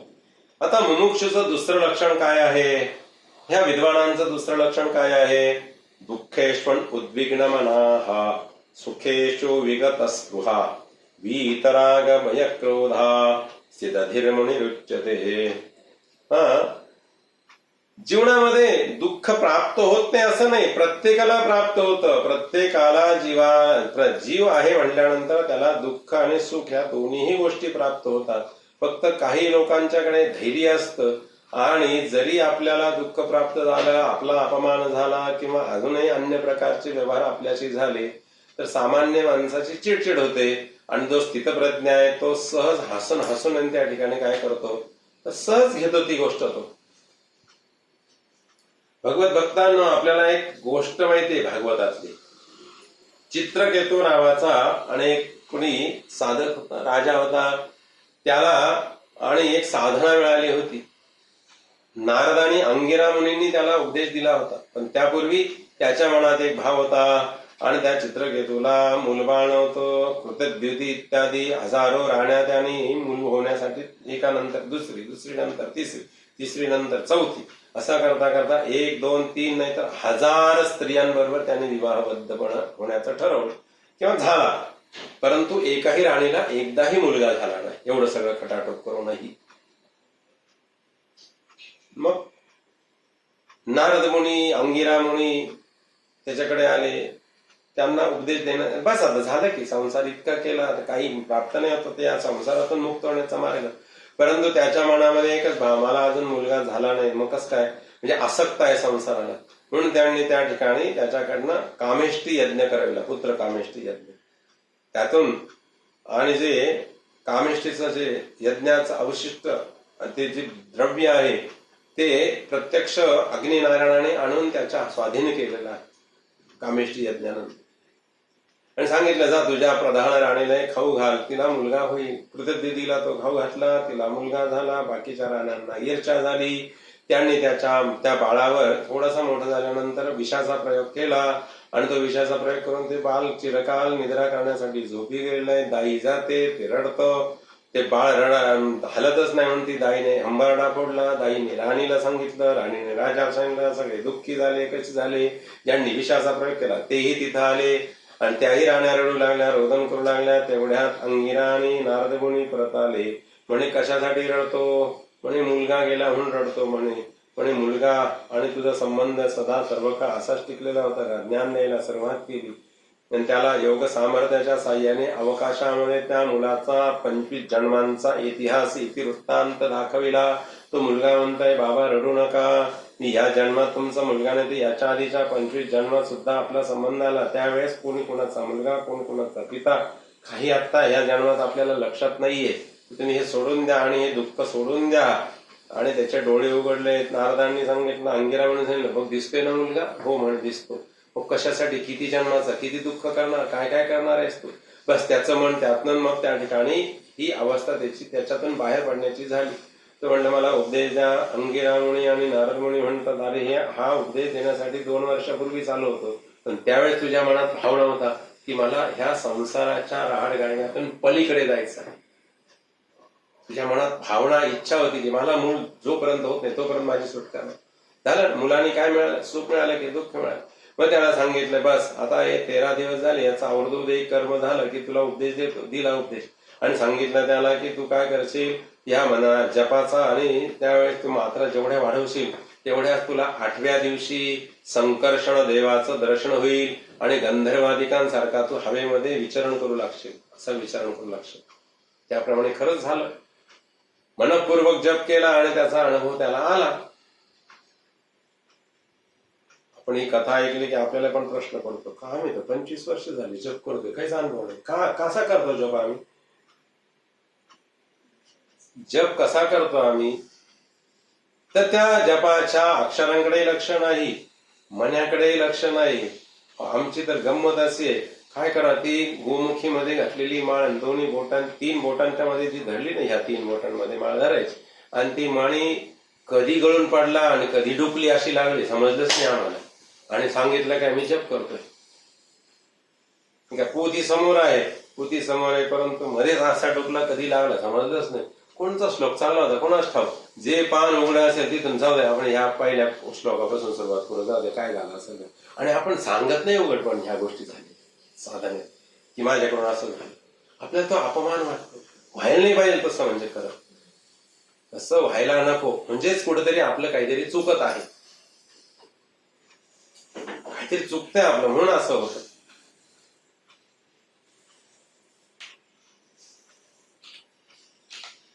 मग काय केलं पाहिजे मग त्याच्यासाठी? म्हणून भगवान म्हटलंय की मनातल्या सगळ्या ज्या वेळी इच्छा सुटल्या जातात ना, काहीच विचार नाही डोक्यात. बघा आमच्या डोक्यात विचार असतात, ही माळ ह्या इतक्या, समजा आपल्याला सांगितलंय रोजच्या तुम्ही 5 किंवा 10, 11 जे काही संख्या असेल ती ते परिमित संख्या तेवढी पूर्ण करा. आपल्या डोक्यात विचार होतो, एका माळेला किती वेळ लागतो? 2 मिनिटं. 5 माळेला 10 मिनिटं. 11व्या मिनिटाला काय काम करायचं आधीच ठरलेलं आहे आपलं. झालं, मी 10 मिनिटं बसतो. घरातली सासूबाई असते ना, विनोद बाजूला ठेवा, फक्त उदाहरण म्हणून लक्षात घ्या. घरातली सासूबाई काय म्हणते, चल ग मी माळ ओढते, तेव्हा तू चहा ठेव. सुनेला काय सांगते, माळ ओढायला का, ते काय दोरीवर टाकलेलं काय वस्त्र आहे का खाली ओढायचं? माळ ओढायची नाही, जपायची आहे. जपत जपत जपायची ती माळ. त्या प्रत्येक मनावर तो मनी ओढताना आपल्या हृदयामध्ये ज्या आणि सुंदर अशा प्रकारच्या भाव आहेत ते त्या देवतेपर्यंत पोहोचले पाहिजे. त्या देवतेचे भाव आपल्यापर्यंत आले पाहिजे. मन आणि बुद्धी जी आहे ना, ही फक्त त्या देवाच्या नामाच्या आणि त्या प्रत्येक अक्षराशी एकरूप झाली पाहिजे. अनन्य भावाने त्या अक्षराकडे आमचं लक्ष पूर्णपणे गेलेलं पाहिजे. आणि ती जपाची माळ घेण्याचा हेतू हा आहे की काही दिवस जपाची माळ असावी, काही दिवसानंतर माळ नसेल तरी अष्टप्रहर 24 तास आणि प्रत्येक क्षणाक्षणाला आमच्या देहामध्ये पूर्ण 24 तासामध्ये 21,600 हे जेवढे काही श्वासोच्छ्वास चालतात ना निरोगी माणसाचे, तेवढ्या वेळा रोज जप व्हायला पाहिजे. तेवढ्या वेळा जप व्हायला हवाय.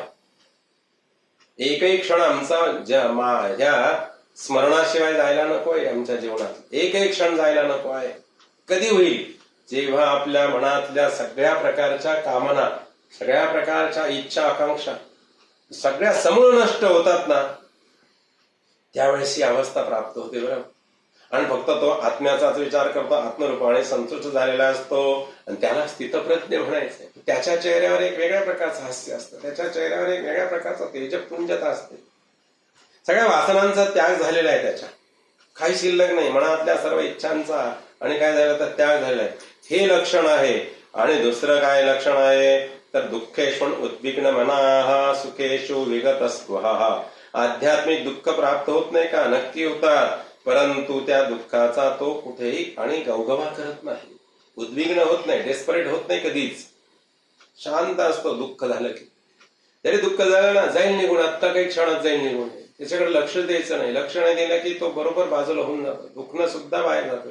सुख सुद्धा लक्ष नाही दिलं की बाजूला सरतं आणि दुःख सुद्धा लक्ष नाही दिलं की बाजूला सरतं. आपण आपल्या आपल्या रस्त्याने चालत राहायचं आहे. सुखेशो विगत स्पृहा, म्हणजे सुख मिळवण्याची आणि काय तरी इच्छाच शिल्लक राहिलेली नाही, विरून गेलेली आहे इच्छा.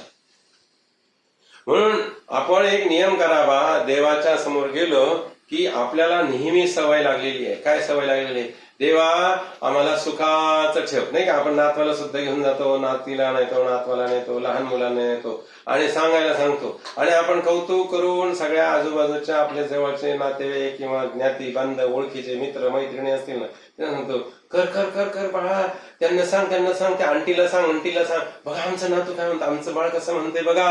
आणि काय म्हणायला सांगितले आम्ही, तर म्हण ते बाळ लाजतं बिचारे, अनोळखी असतं समोरचा व्यक्ती, आपली भरपूर वर्षाची ओळख असते, त्या बाळासाठी तो नवीन आहे, तो अनुभवतो, लाजतो, म्हणतो मन बाळा. आणि मग ती आजी किंवा ती आई सुद्धा त्याच्याबरोबर बोबडे म्हण. आपण रोज कसं म्हणतो, देव बाप्पा नमस्कार करते, आणि मग काय, मला सुखाचं ठेव, हे सांगतो ना आपण. म्हणजे बालमनावर आम्ही सुख मिळवणं अभिप्रेत आहे, हे त्याच्यात इतकं बिंबवलंय, आणि तो मोठा झाल्यानंतर सुद्धा त्याचा विचार त्याच्यापासून दूर जात नाही. सुख मिळवायचंय. भगवान तर इकडे म्हणतात की जीवाची अवस्था स्थितप्रज्ञ झाली, कसं ओळखायचं आहे?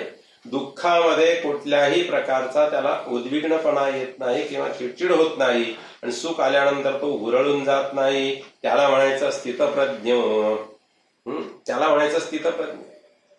विगत स्पृहा, निस्पृहता आलेली आहे त्याला सुख भोगण्यासाठी. मला नको, बस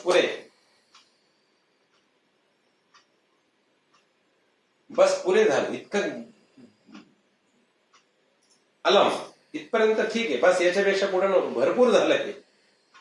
बघा, जो निस्पृह असतो ना, तो फक्त चवेपुरता, आणि तो कुठल्या मिष्टान्न केलं तर चवेपुरतं घेतो, आणि खूप आवडलं तरी ते चमचमीत असेल तरी तो भजी खायचीत ना, ठीक आहे भजी खायला हवी, पण किती? 2 पाटीभर नाही खायची तळून. म्हणजे आज वडेच करा छान, कांदे नवमी जवळ आली, अरे तू 12 महिने कांदा खातो, कशाच कांदे नवमी करतो तू? कांदे नवमी हा काय उत्सव आहे का हो? मंडळामधून कांदे नवमीचे उत्सव, म्हणजे तुमची मंडळाची कांदे नवमी कधी, आमच्या मंडळाची कांदे नवमी कधी, आणि आम्ही सगळ्या मंडळांच्या कांदे नवम्या खातो, आणि परत श्रावणात सुद्धा कांदा खातो, विशेष म्हणजे अजून वरून. कशाचे कांदे? जिभेचे चोचले पुरवण्यासाठी. हा उत्सव नाहीचे, हा उत्सवाचं स्वरूप दिलंय कांदे नवमीचं. तुमची नाही कांदे नवमी झाले, म्हणलं कशाची कांदे नवमी करता आपण? तर ह्या स्थितप्रज्ञ कधी होईल? बघा भगवत भक्तांनो, कांदा हा हृदयासाठी अतिशय चांगला आहे, हार्टसाठी आणि ब्लड सर्क्युलेशनसाठी कांदा रसून अतिशय श्रेष्ठ आहे, मान्य आहे, सगळं आहे. परंतु गंमत अशी आहे, हृदय विकारच होणार नाही. त्या हृदयाला जर रामाचा स्पर्श केला, कृष्णाचा स्पर्श केला ना, आमच्या रक्ताला, जर आमच्या पेशींना, ह्या सगळ्या सेल्स ज्या आहेत ना आमच्या शरीरातल्या, या ज्या पेशी आहेत ना, त्यांना जर संस्कार आणि राम, कृष्ण, दत्तप्रभू, जगदंबा माता इत्यादिकांचे जर स्पर्श, आपल्याला जे आवडेल त्या देवतेचा स्पर्श केला ना, आम्हाला रोगच होणार नाही महाराज ते. कारण का? आमचा आहार आणि आमचा विहार हा उत्तम दर्जाचा असेल. ज्याचा आहार विहार उत्तम दर्जाचा असतो ना, त्याला काही कधीच रोग होण्याची शक्यता सुतराम सुद्धा निर्माण होत नाही. आम्ही डॉक्टरकडे गेल्यानंतर डॉक्टर काय सांगतो, म्हणजे देवाची सेवा का करतो आम्ही आणि का करायची आहे, का नियमावली आहे, हे खायचं नाही, ते खायचं नाही, ते खायचं नाही. बघा, एखादं व्रत करायचं असेल, कुठल्या ग्रंथाची पोथी उघडली तर त्याच्यामध्ये सांगितलं गेलेलं आहे काय, तर तुम्ही हे व्रत करत असताना लवण त्याग, तैल त्याग. लवण म्हणजे काय? मीठ खाऊ नका जास्तीचं, जेवढं गरजेचं चवेल. डॉक्टर गेल्यानंतर आम्हाला काय सांगतात, वरचं मीठ खाऊ नका तुम्ही. म्हणून आपल्याला बीपीचा त्रास असेल तर डॉक्टर पहिले सांगतात लोणचं खाऊ नका, बीपी होईल. का होतो बीपी? मिठाने तुमचा ब्लड प्रेशर वाढतं. आणि लोणचं करताना लिंबाचं असू दे किंवा तुमच्या आंब्याचं लोणचं असू दे, त्या खापा चिरून आणल्यानंतर ते चिरकाला टिकावं म्हणून त्याला आधी मीठ लावून ठेवलं जातं आणि तो रस फेकून नाही द्यायचा. तर त्याच्यातच मग तुमचा मसाला वगैरे काय असेल तो घालायचा आणि मग ते राबतं आणि बरेच दिवस टिकतं. म्हणजे मिठाचं प्रमाण गरजेपेक्षा जास्त लोणच्यात आहे. म्हणून डॉक्टर म्हणतात, आम्हाला वैद्य म्हणतात, लोणचं खाऊ नका, बीपीचा त्रास ज्याला आहे त्याने. डॉक्टर सांगतो ना लवण त्याग, ऋषी काय सांगतात, लवण त्याग व्रत करायचं असेल तर. तैल त्याग, डॉक्टर काय सांगतात, डाएट करायचं, तेलकट खाऊ नका, तुमचं कोलेस्ट्रॉल वाढेल, तुमचं चरबी वाढेल, तुमचं अमुक वाढेल, तुमचं. ऋषी म्हणे ते सांगतात ना, निरोगी राहण्याचं लक्षण आमच्या वेदांमध्ये, पुराणामध्ये, उपनिषदामध्ये सांगून झालेलं आहे की गरजेपेक्षा जास्ती तेलकट खाऊ नका, गरजेपेक्षा जास्ती उष्ण खाऊ नका, गरजेपेक्षा जास्ती आंबट खाऊ नका, गरजेपेक्षा जास्ती तुरट खाऊ नका. कारण का तर तो राजस आणि तामस आहार आहे असं भगवान स्वतः भगवद्गीतेमध्ये 17व्या-18व्या अध्यायामध्ये आम्हाला नीटपणे सांगतात. आता हे जर आम्हाला काय खायचं आणि काय खायचं नाही हे सांगितलं, कशाला आम्हाला आणि त्रास होईल हो, कोणाला होतो. अहो वाटेल तसं वाटेल तिथे उभं राहून वा वा वा काय शुद्धता आहे, काय पवित्रता आहे. रस्त्यावर उभं राहून पाणपुरी खातो, वा वा वा, रस्त्यावर उभं राहून रगडा पॅटीस खातो, वा वा वा, किती शुद्धता आहे. आणि विज्ञानी आमचं म्हणणं काय परत पुढे, आम्ही विज्ञान, आणि त्याच्यावर किती जंतू बसले असतील, किती शुद्धता असेल आणि किती त्याच्यातून आपल्याला आणि इन्फेक्शन होणार आहे याचा विचार करतो का आजचा शिकलेला तरुण? नाही. ती बाई सुद्धा जाऊन खाते हो आजची, जी घरात करून खाऊ घालत होती सगळ्यांना, ती बाई सुद्धा मोठे. आणि तिथे जाऊन खाण्यात आणि पुढारलेलं काय आहे तर पुढारलेलं पण हे असं मानलं. घरात बसून खाणार आहे ना, हे काय माग असलेले विचार आहे तुमचे. चल रस्त्यावर जाऊन मस्त खाऊ. रस्त्यावर कोण खातं? पशु पक्षी. आम्ही कोण आहोत? मानव आहोत की पशु आहोत? काही पशु पक्षी तर रस्त्यावर पण खात नाही, चोचेत धरून आणतात, घरट्यात जाऊन खातात. आम्ही आमचं घरटं सोडून रस्त्यावर जाऊन खायला लागलो. किती हुशार, किती पुढारलेला आहोत आपण. मग ह्या सुखांना निस्पृहपणे बघण्याचं जी भावना झालेली आहे ना, निस्पृहपणे बघण्याची, आणि आलं दुःख तर त्या दुःखाकडे सुद्धा आणि त्या ठिकाणी उद्विग्न म्हणून किंवा अति त्रागाकडून न बघता सहजपणे बघणारा जो असतो ना, आणि ज्याने वीत राग भय क्रोध स्थितधीर मणिरुच्यते, ज्याचे राग प्रीती भय क्रोध निवृत्त झालेले असतात, तो कसा आहे? स्थितधीही, त्याची बुद्धी आणि काय झालेली तर स्थित झालेली आहे, स्थापन झालेले आहे. मुनी, आणि त्याला मुनी म्हटलेलं आहे. त्याला त्या ठिकाणी उच्चार काय होतो तर हा खरा मुनी आहे, हा खरा साधू आहे, हा खरा संत आहे. मुमुक्षुचं अजून एक कर्तव्य आणि विद्वानांचं लक्षण सांगतात भगवान. य सर्वत्रान अभिस्नेह तत्तत् प्राप्य शुभाशुभम नाभिनंदति न द्वेष्टी तस्य प्रज्ञा प्रतिष्ठिता. या म्हणजे जो सर्वत्र म्हणजे देह जीवित्यादिकांविषयी अनभिस्नेह अत्यंत प्रीतीरहित राहतो.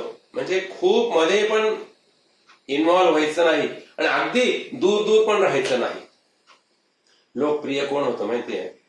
जो अति जवळ जात नाही आणि जो अजिबातच जवळ जात नाही, असा जो संयमित अवस्थेमध्ये सगळ्यांशी व्यवहार ठेवतो ना, तो सगळ्यामध्ये लोकप्रिय होत असतो. आणि आता जेवढ्या लोकांशी आपले संबंध येतात ना, त्यानुसार तत्त शुभ आणि अशुभ हे आपल्याला आपोआप प्राप्त होत असतं. म्हणजे आपल्याकडे एक म्हण रूढ आहे बघा, दुरून डोंगर जवळ गेल्यावरच लक्षात येतं.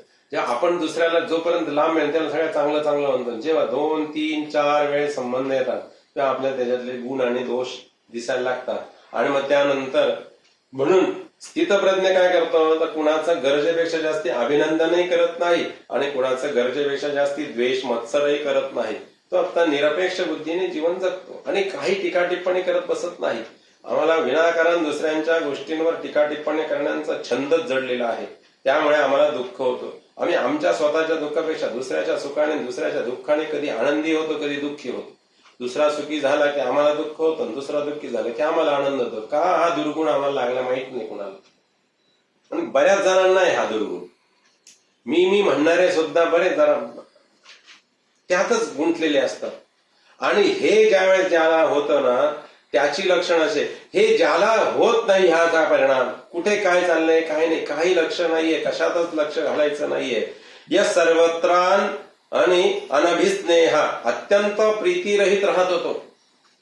जेवढं गरज आहे ना त्याच्यापेक्षा थोडं कमी, आणि काय करायचं, संबंध आपले ठेवायचे बस, बाकी काही नाही. मग त्यानुसार त्याला शुभ आणि अशुभ फलांची जी प्राप्ती होते ना, ते झाल्यानंतर तो त्याचं अभिनंदनही करत नाही, त्याचा द्वेषही करत नाही. ना अभिनंदती न द्वेष्टी, न अभिनंदती न द्वेष्टी, म्हणजे त्याचा द्वेषही करायचा नाही ना अभिनंदन करायचं आहे. आणि अशा अवस्थेला गेलेला जो व्यक्ती असतो ना, आणि त्याला त्या ठिकाणी त्याची प्रतिष्ठा आपोआप स्थापन होते, आपोआप स्थापन होते. मग काही आपल्याला अडचण येतच नाही म्हणे कशाची. आता हे कसं करता येईल, जिज्ञासूचं आणखीन एक कर्तव्य किंवा ज्ञानाचं लक्षण कसं आहे भगवान सांगत आहेत. यदा संहरते चायम कुर्मंगाणीव सर्वशः इंद्रियाणींद्रियार्थेभ्यो तस्य प्रज्ञा प्रतिष्ठिता. कूर्म म्हणजे काय तर कासव, अंगानी इव म्हणजे आपले अवयव जसे आवरून घेऊ शकतो ना, तसा अयम म्हणजे हा पुरुष जो साधक असतो, जो स्थितप्रज्ञ झालेला आहे, त्याची प्रज्ञा म्हणजे बुद्धी स्थित झालेली आहे, ज्ञानामध्ये चित्ताची शुद्धी झालेली आहे, ज्ञान प्रगल्भ होत चाललेला आहे. आणि त्या ठिकाणी त्याची लक्षणं काय आहेत, ज्याप्रमाणे इंद्रिय आपले आकुंचित करून घेऊ शकतो ना हा कासव किंवा कुर्म, त्याप्रमाणे हा उंच दर्जाचा साधक जो आहे तो आपली इंद्रिय आणि कवेत घेऊ शकतो, कवेत घेऊ शकतो, आपल्या ताब्यात ठेवू शकतो. कुणाची इंद्रिय ताब्यात आहे हो, कुणाची इंद्रिय ताब्यात आहे, कुणाचीच नाही. खूप कमी जणांची इंद्रिय ताब्यात आहे. आम्ही एकादशीला आम्हाला इच्छा झाली ना की आज खाल्लं असतं हो, पण काय करावं, एकादशी आमची.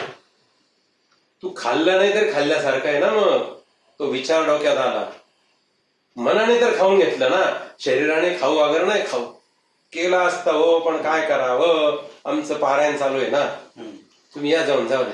आणि काय काय झालं ते आम्हाला रसभरीत वर्णन करून सांगा. नाही, इतकं आपलं मन अकरा या ठिकाणी ताब्यात पाहिजे की आपल्याला ते ज्याप्रमाणे कासवाला एखादं संकट निर्माण झाल्याची चाहूल लागली रे लागली, कुठे खट्ट वाजलं की कासव आपले सगळे इंद्रिय जे आहेत ना आकुंचित करतो, त्याप्रमाणे अहो किती सुंदर रूपात आली होती ना, किती सुंदर रूपात आली होती.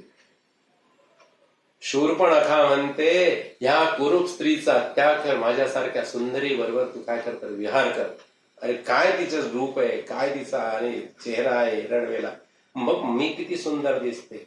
राम काय म्हटले बघ, मी एक पत्नी व्रत आहे, माझी पत्नी माझ्या समवेत आहे, लक्ष्मणाची पत्नी घरी आहे, तर तो बघ तुला जर काही वटला तर, जो तुझ्याकडे आला तर बघ म्हणे.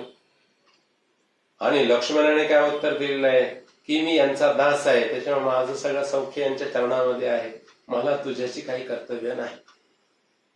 कुठलंही प्रलोभन आपल्याला जीवनात आलं तर त्याच्यापासून आपल्याला आपलं शरीर, आपलं मन, आपलं इंद्रिय हे संकुचित करून घेता आले पाहिजे. यदा संहरते चायम कुर्मंगाणी व सर्वशा, विद्वान तोच आहे आणि तो आपल्या इंद्रियांना आणि आपल्या विषयांच्या पासून काय करतोय तर सदा सर्व काळ परतून लावू शकतो आहे, आपल्या कवे ताब्यात ठेवू शकतो आहे हा. आणि अशी ज्याची अवस्था असेल तस्य प्रज्ञा प्रतिष्ठता, त्याची प्रज्ञा त्याची बुद्धी स्थिर झाली आहे असे समजावं. विषया विनिवर्तन्ते निराहारस्य देहिना रसवर्जम रसोप्यस्य परं दृष्ट्वा निवर्तते. निराहारस्य, जो विषयांचे हरण करू शकत नाही, अनुभव घेऊ शकत नाही, अशा उपाश किंवा अशक्त प्राण्यापासून, विषया म्हणजे शब्द स्पर्शादी विषय, रसवर्ज म्हणजे प्रीती वाचून, विनिवर्तन्ते म्हणजे निवृत्त होतात. आणि अशा स्थितप्रज्ञाचा रस हा अपि, तो विषया शक्तिरूप रसही परम दृष्ट्वा परमार्थ तत्वाचा अनुभव घेऊन निवृत्त होतो. विषयांचे सेवन करायचे नाही अशा हटाने जो इंद्रियांना विषयापासून परत फिरवतो, इंद्रियांचा हटाने निरोध केल्यामुळे विषय त्यांच्यापासून निवृत्त होतात. ते विषय किंवा इंद्रिय विषय प्रीतीसह निवृत्त होत नाहीत, तर विषयवासना मनात जशाच्या जशी ठेवून निवृत्त होतात. विषय समूळ नष्ट झाला पाहिजे. आम्हाला स्पर्श करायची इच्छा आहे, परंतु काय करा, आमचं व्रत चालू आहे, त्याच्यामुळे आम्ही नाही तो स्पर्श करू शकत एखाद्या गोष्टी. मग आपल्या मनाला आणि भाव असा जागृत करायचा, मला स्पर्श करायचा, माझा विषय मी का आणि लपवायचा, मी स्पर्श करेन, पण कशाला करेल स्पर्श, तर मी माझा स्पर्श करेन माझ्या भगवंताच्या चरण कमलांना. बस माझी इच्छा पूर्ण होईल, विरून जाईल इच्छा. आणि ते तशीच ठेवली ना तर मग तो त्रासदायक होतो तो विषय. मग तिथं प्रज्ञा प्रतिष्ठित झाली असं नाही. मग त्याच्या बोलण्यातून उठण्यातून कधी कधी कदाचित आणि विकृत अशा प्रकारचे संभाषण निघण्याची शक्यता निर्माण होते. समूळ नष्ट कधी होईल, तर मग म्हणून मग त्या ठिकाणी म्हटलेलं आहे की काय, विषय तो त्यांचा झाला नारायण, नारायणाचा विषय त्यांचा होतो आणि त्यांना या कुठल्याही विषयामध्ये लक्षच लागत नाही. आणि असं ज्यावेळेस होतं ना की मग त्यावेळेस मात्र त्यांची आणि निवृत्ती झालेली असते सगळ्या विषयांच्या पासून. आणि मग ते छान उत्तम प्रकारचे आणि विषय निवृत्त मनपूर्वक झाला पाहिजे. जबरदस्तीने जशी स्प्रिंग दाबली आहे, काय जोपर्यंत प्रेशर व्यवस्थित आहे तोपर्यंत भीती नाही, पण थोडं जरी प्रेशर इकडचं तिकडं झालं ना, जेवढ्या जोरात स्प्रिंग दाबली त्याच्या दुप्पट वेगाने ती वर उडते. म्हणून आपला समूळ विषय नष्ट झाला पाहिजे. म्हणून तसा प्रकारचा आहार आपण घ्यायला हवा आहे अर्जुन. इंद्रियांचा हटाने निरोध केल्यामुळे ते विषयांपासून निवृत्त होतील, परंतु विषयांच्या वासना मात्र तशाच शिल्लक राहतील. तर त्या समूळ नष्ट करायला पाहिजे. यतो तो यपि कौन्तेय पुरुषश्च विपश्चिताः इंद्रियाणि प्रमातीनि हरन्ति प्रसभं मनः. कुंतीपुत्रा बर, यतता अपि म्हणजे यज्ञ करणाऱ्यांनाही आणि बुद्धिमान पुरुषाची व्याकुल करणारी इंद्रिय त्याच्या मनाला बलात्काराने हरण करतात. म्हणजे प्रज्ञा स्थैर्याची म्हणजे सम्यक ज्ञानाची इच्छा असलेल्या पुरुषाने अगोदर आपल्या इंद्रियांना स्वाधीन ठेवण्याचा आटोकाट प्रयत्न करायला हवा आहे. जर त्यांच्या स्वाधीन न ठेवले तर पुन्हा पुन्हा विषयातील दोषांचं चिंतन करून आणि विद्वानाशाही पुरुषांची त्याला विषयासाठी व्याकुल करून सोडणारी इंद्रिय त्याच्या विवेक विज्ञानयुक्त मनालाही बलात्काराने हरण करू शकतात. म्हणून खूप काळजी घ्यायला पाहिजे, कधीही चुकूनही. आणि त्या ठिकाणी त्याचं चिंतन किंवा त्याचं आणि त्या ठिकाणी मनन करायला नको आहे, तरच प्रज्ञा प्रस्थापित होईल. आणि म्हणूनच आपण काय करायचं आहे, तर आपलं मन विषयांच्याकडे जर भरकटायला लागलं तर संतांच्या संगतीमध्ये जायला हवे. म्हणून सत्संगती, म्हणून हा सत्संग आवश्यक आहे जीवनात. रोज किमान थोडा वेळ तरी संतांचा संग का असावा, तर संतांचा संग नसे भल तरी सा. आणि जीवाची जी दशा आहे ना ती क्षणार्धामध्ये पालटून टाकण्याची ताकद संतांच्या संगतीमध्ये आहे. संत चरण रज लागता सहज वासनेचे बीज जळून जात. वासनेचं बीज समूळ नष्ट होऊन जातं. संतांच्या संगतीत त्यांचं प्रवचन ऐकलंच पाहिजे असं काय नाही. कुठल्याही गोष्टीला ते कसा व्यवहार करतात हे डोळसपणे जर बघितलं नुसतं संतांचं, तरी आमच्या जीवनात खूप बदल होतो, खूप बदल होतो. कारण अनुकरण करणं हा आमचा स्वभाव आहे. संत कुठल्याही गोष्टीशी, एखादे आमचे सत्पुरुष असतात ना, सद्गुरू जे असतात ना, आम्हाला जर 1 तास 2 तास बोलायला लावलं आणि त्याच्यानंतर जर 15 मिनिटं कोणी बोलायचं म्हटलं आमच्याशी, आपण काय म्हणतो, बस रे, किती किती वेळची बडबड चालली माझ्या, तर थोडा मला विश्रांती तरी. सद्गुरू ज्या गावाला जाते ना तिथले हजारो त्यांचे जे अनुयायी असतात ते तर येतातच येतात, पण गंमत अशी असते की आम्ही खूप दयाळू झालेले असा आभास आम्हाला तयार होतो. आणि आम्ही काय करतो माहिती का, आमच्या कुटुंबाचे तर प्रश्न घेऊनच जातो, पण आमच्या मित्रांचे, त्यांच्या मित्रांचे, त्यांच्या मित्रांचे, आणि चला ना आमचे सद्गुरू आहेत ना, चला ना आमचे सद्गुरू आहेत ना, तुम्ही फक्त त्यांच्याकडे चला, दर्शन घ्या, बघा तुम्हाला लगेच गुण येईल. आणि त्याला घेऊन जातो. आता विचार करा, मी, माझा मित्र, त्याचा मित्र, आणि असे हजारो लोकांचे स्वतःचे पण प्रश्न, मित्रांचे प्रश्न, त्यांच्या मित्रांचे प्रश्न, एवढे सगळे सोडवून तरी सद्गुरू किती शांत आहेत, किती शांत आहेत. काय चेहऱ्यावर हावभाव, काय ताणतणाव, किती हसत हसत उत्तर देतात प्रत्येकाला, किती छान बोलतात. आम्हाला एवढी जरी कला आली ना असं गोड बोलण्याची, आम्ही दुसऱ्यांची जाऊ द्या हो, जे प्राणप्रिय पती पत्नी आहेत ना, एखाद्या दिवशी कामाचा थोडा ताण पडला ना आमच्यावर, म्हणजे थोडासा स्ट्रेस झाला ना, तर आमची एकमेकाशी बोलण्याची, संभाषणाची कला जरी शिकलो ना आम्ही नुसते पती पत्नी जरी, बाकीचे लांबच हो, शेजारचे पाजारचे किंवा बाकी ज्ञाती बांधवांशी कसं बोलायचं, ही सुद्धा एक कला आहे महाराज. बाकीचे विषय दूर जातील आणि मग आपल्याला प्रज्ञा स्थापन होईल वगैरे वगैरे. हे तर खूप नुसती एवढा वाणीचा संस्कार जरी आमच्या शरीरावर झाला ना, ते आमचं कितीतरी कल्याण होईल.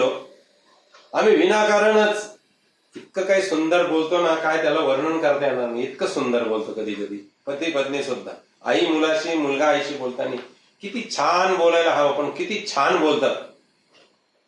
काही समजत असो अगर नसो, मुलगा सहज बोलून जातो आईला, आई तुला हा शब्द बरोबर आहे आईसाठी मुलाकडून.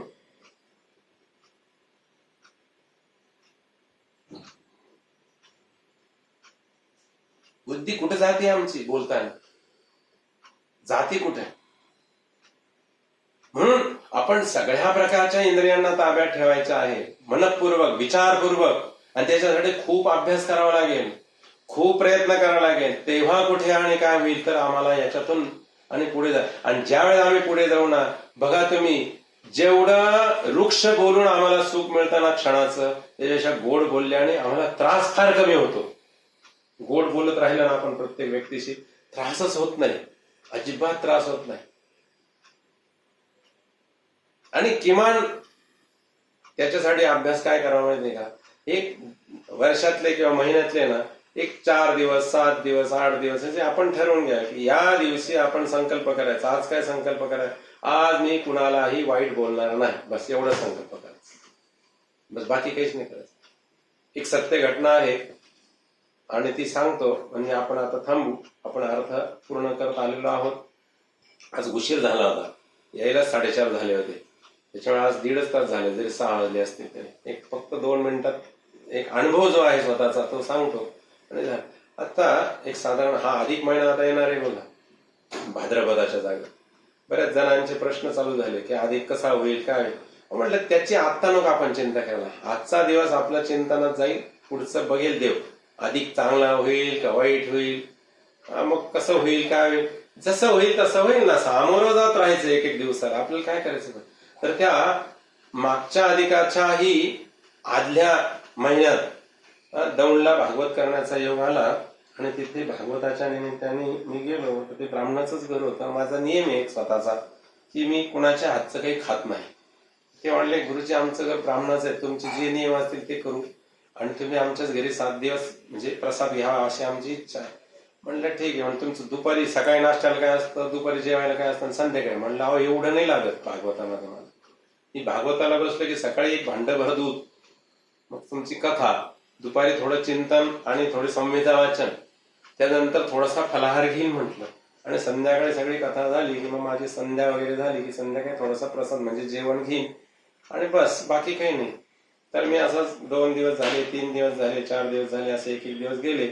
आणि एकादशी आली मध्ये, म्हणे आज तुम्हाला फराळाचं काय? म्हणलं काहीच नाही, एक साधा आपलं तुम्ही फळं काहीतरी द्या आणि बस, बाकी काही नको म्हटलं. थोडं दूध द्या, राजगिऱ्याचा लाडू किंवा राजगिऱ्याच्या लाह्या द्या, याच्यापेक्षा जास्त काही नको म्हटलं.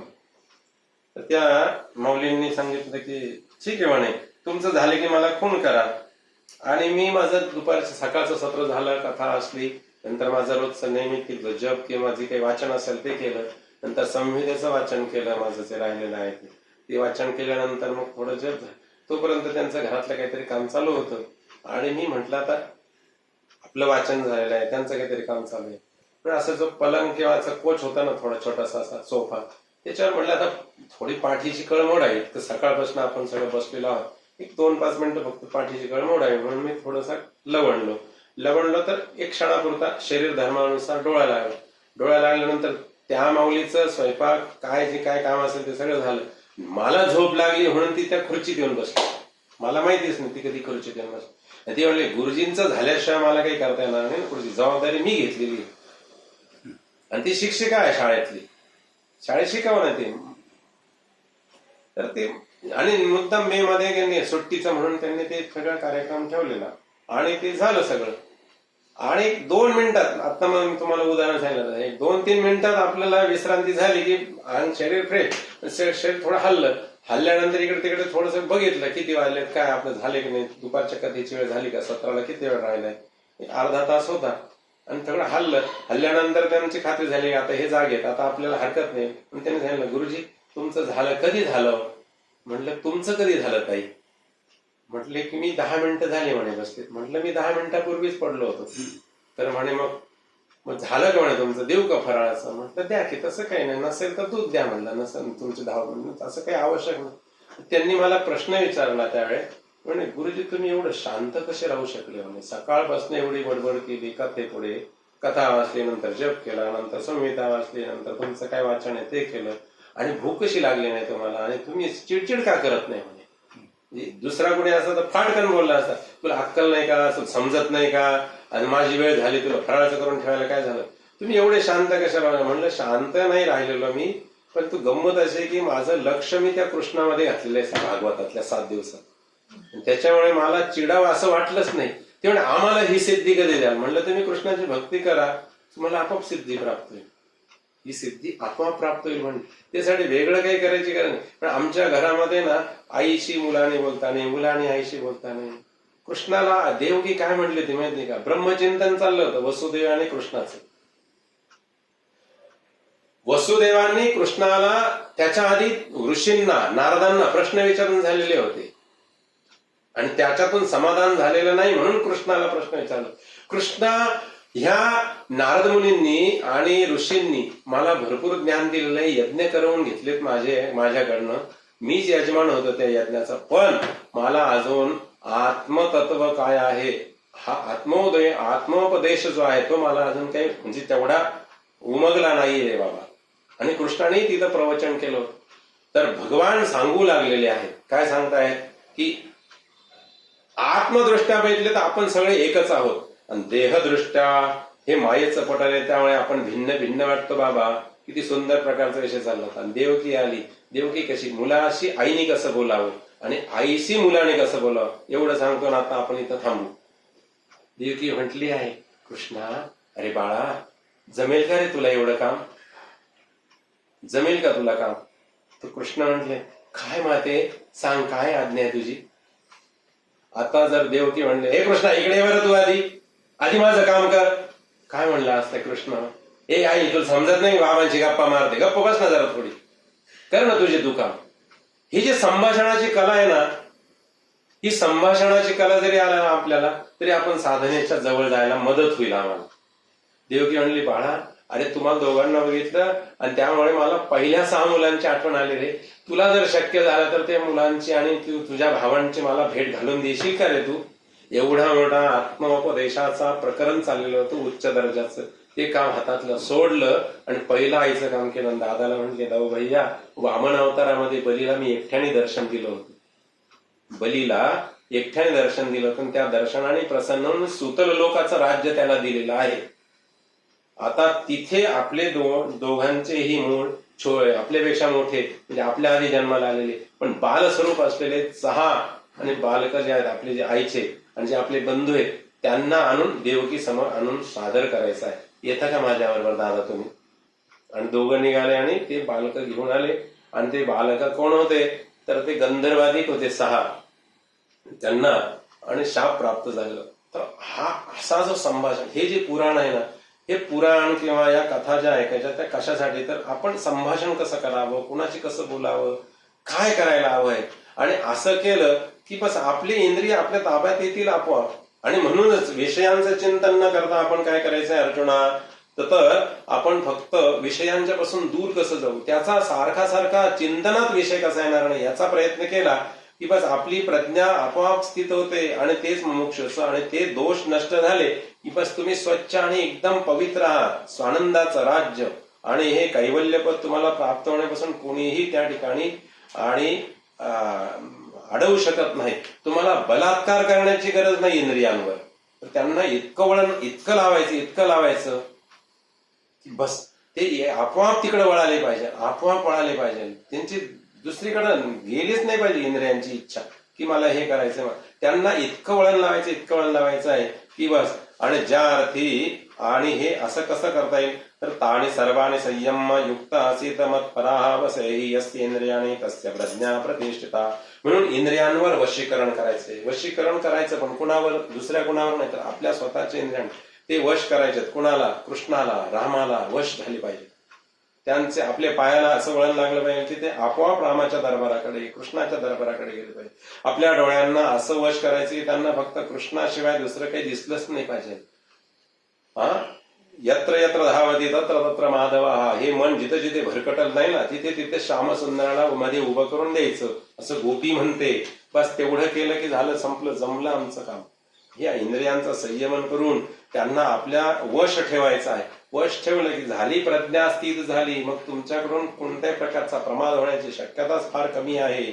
आणि बस बाकी काहीच करायचं नाहीये असा निश्चय करायचा आहे. आणि तुला ह्या प्रज्ञावनाची जी भाषा आहे ही तुला सांगितली. आता जो विषयांचं चिंतन केल्याने काय होतं त्याविषयीचा आणि त्या ठिकाणी श्लोक जे आहेत पुढे 2 श्लोकामध्ये ते सांगितलेलं आहे. आणि ते सगळं सोडण्यासाठी राग द्वेष हे सगळं सोडायचं आहे आणि आपली बुद्धी आत्मतत्वामध्ये कशी दृढ करायची हे सगळं सांगितलं आहे. सरते शेवटी मोठ्या मोठ्या साधकांच्या जीवनात सुद्धा काय काय प्रसंग येतात, परंतु ते त्यातून कसे सुटतात याचं एक रूपकात्मक उदाहरण दिलं. सांख्ययोग भगवंताने या ठिकाणी पूर्ण केलेलं आहे. झालेली सेवा देवाच्या चरणी अर्पण.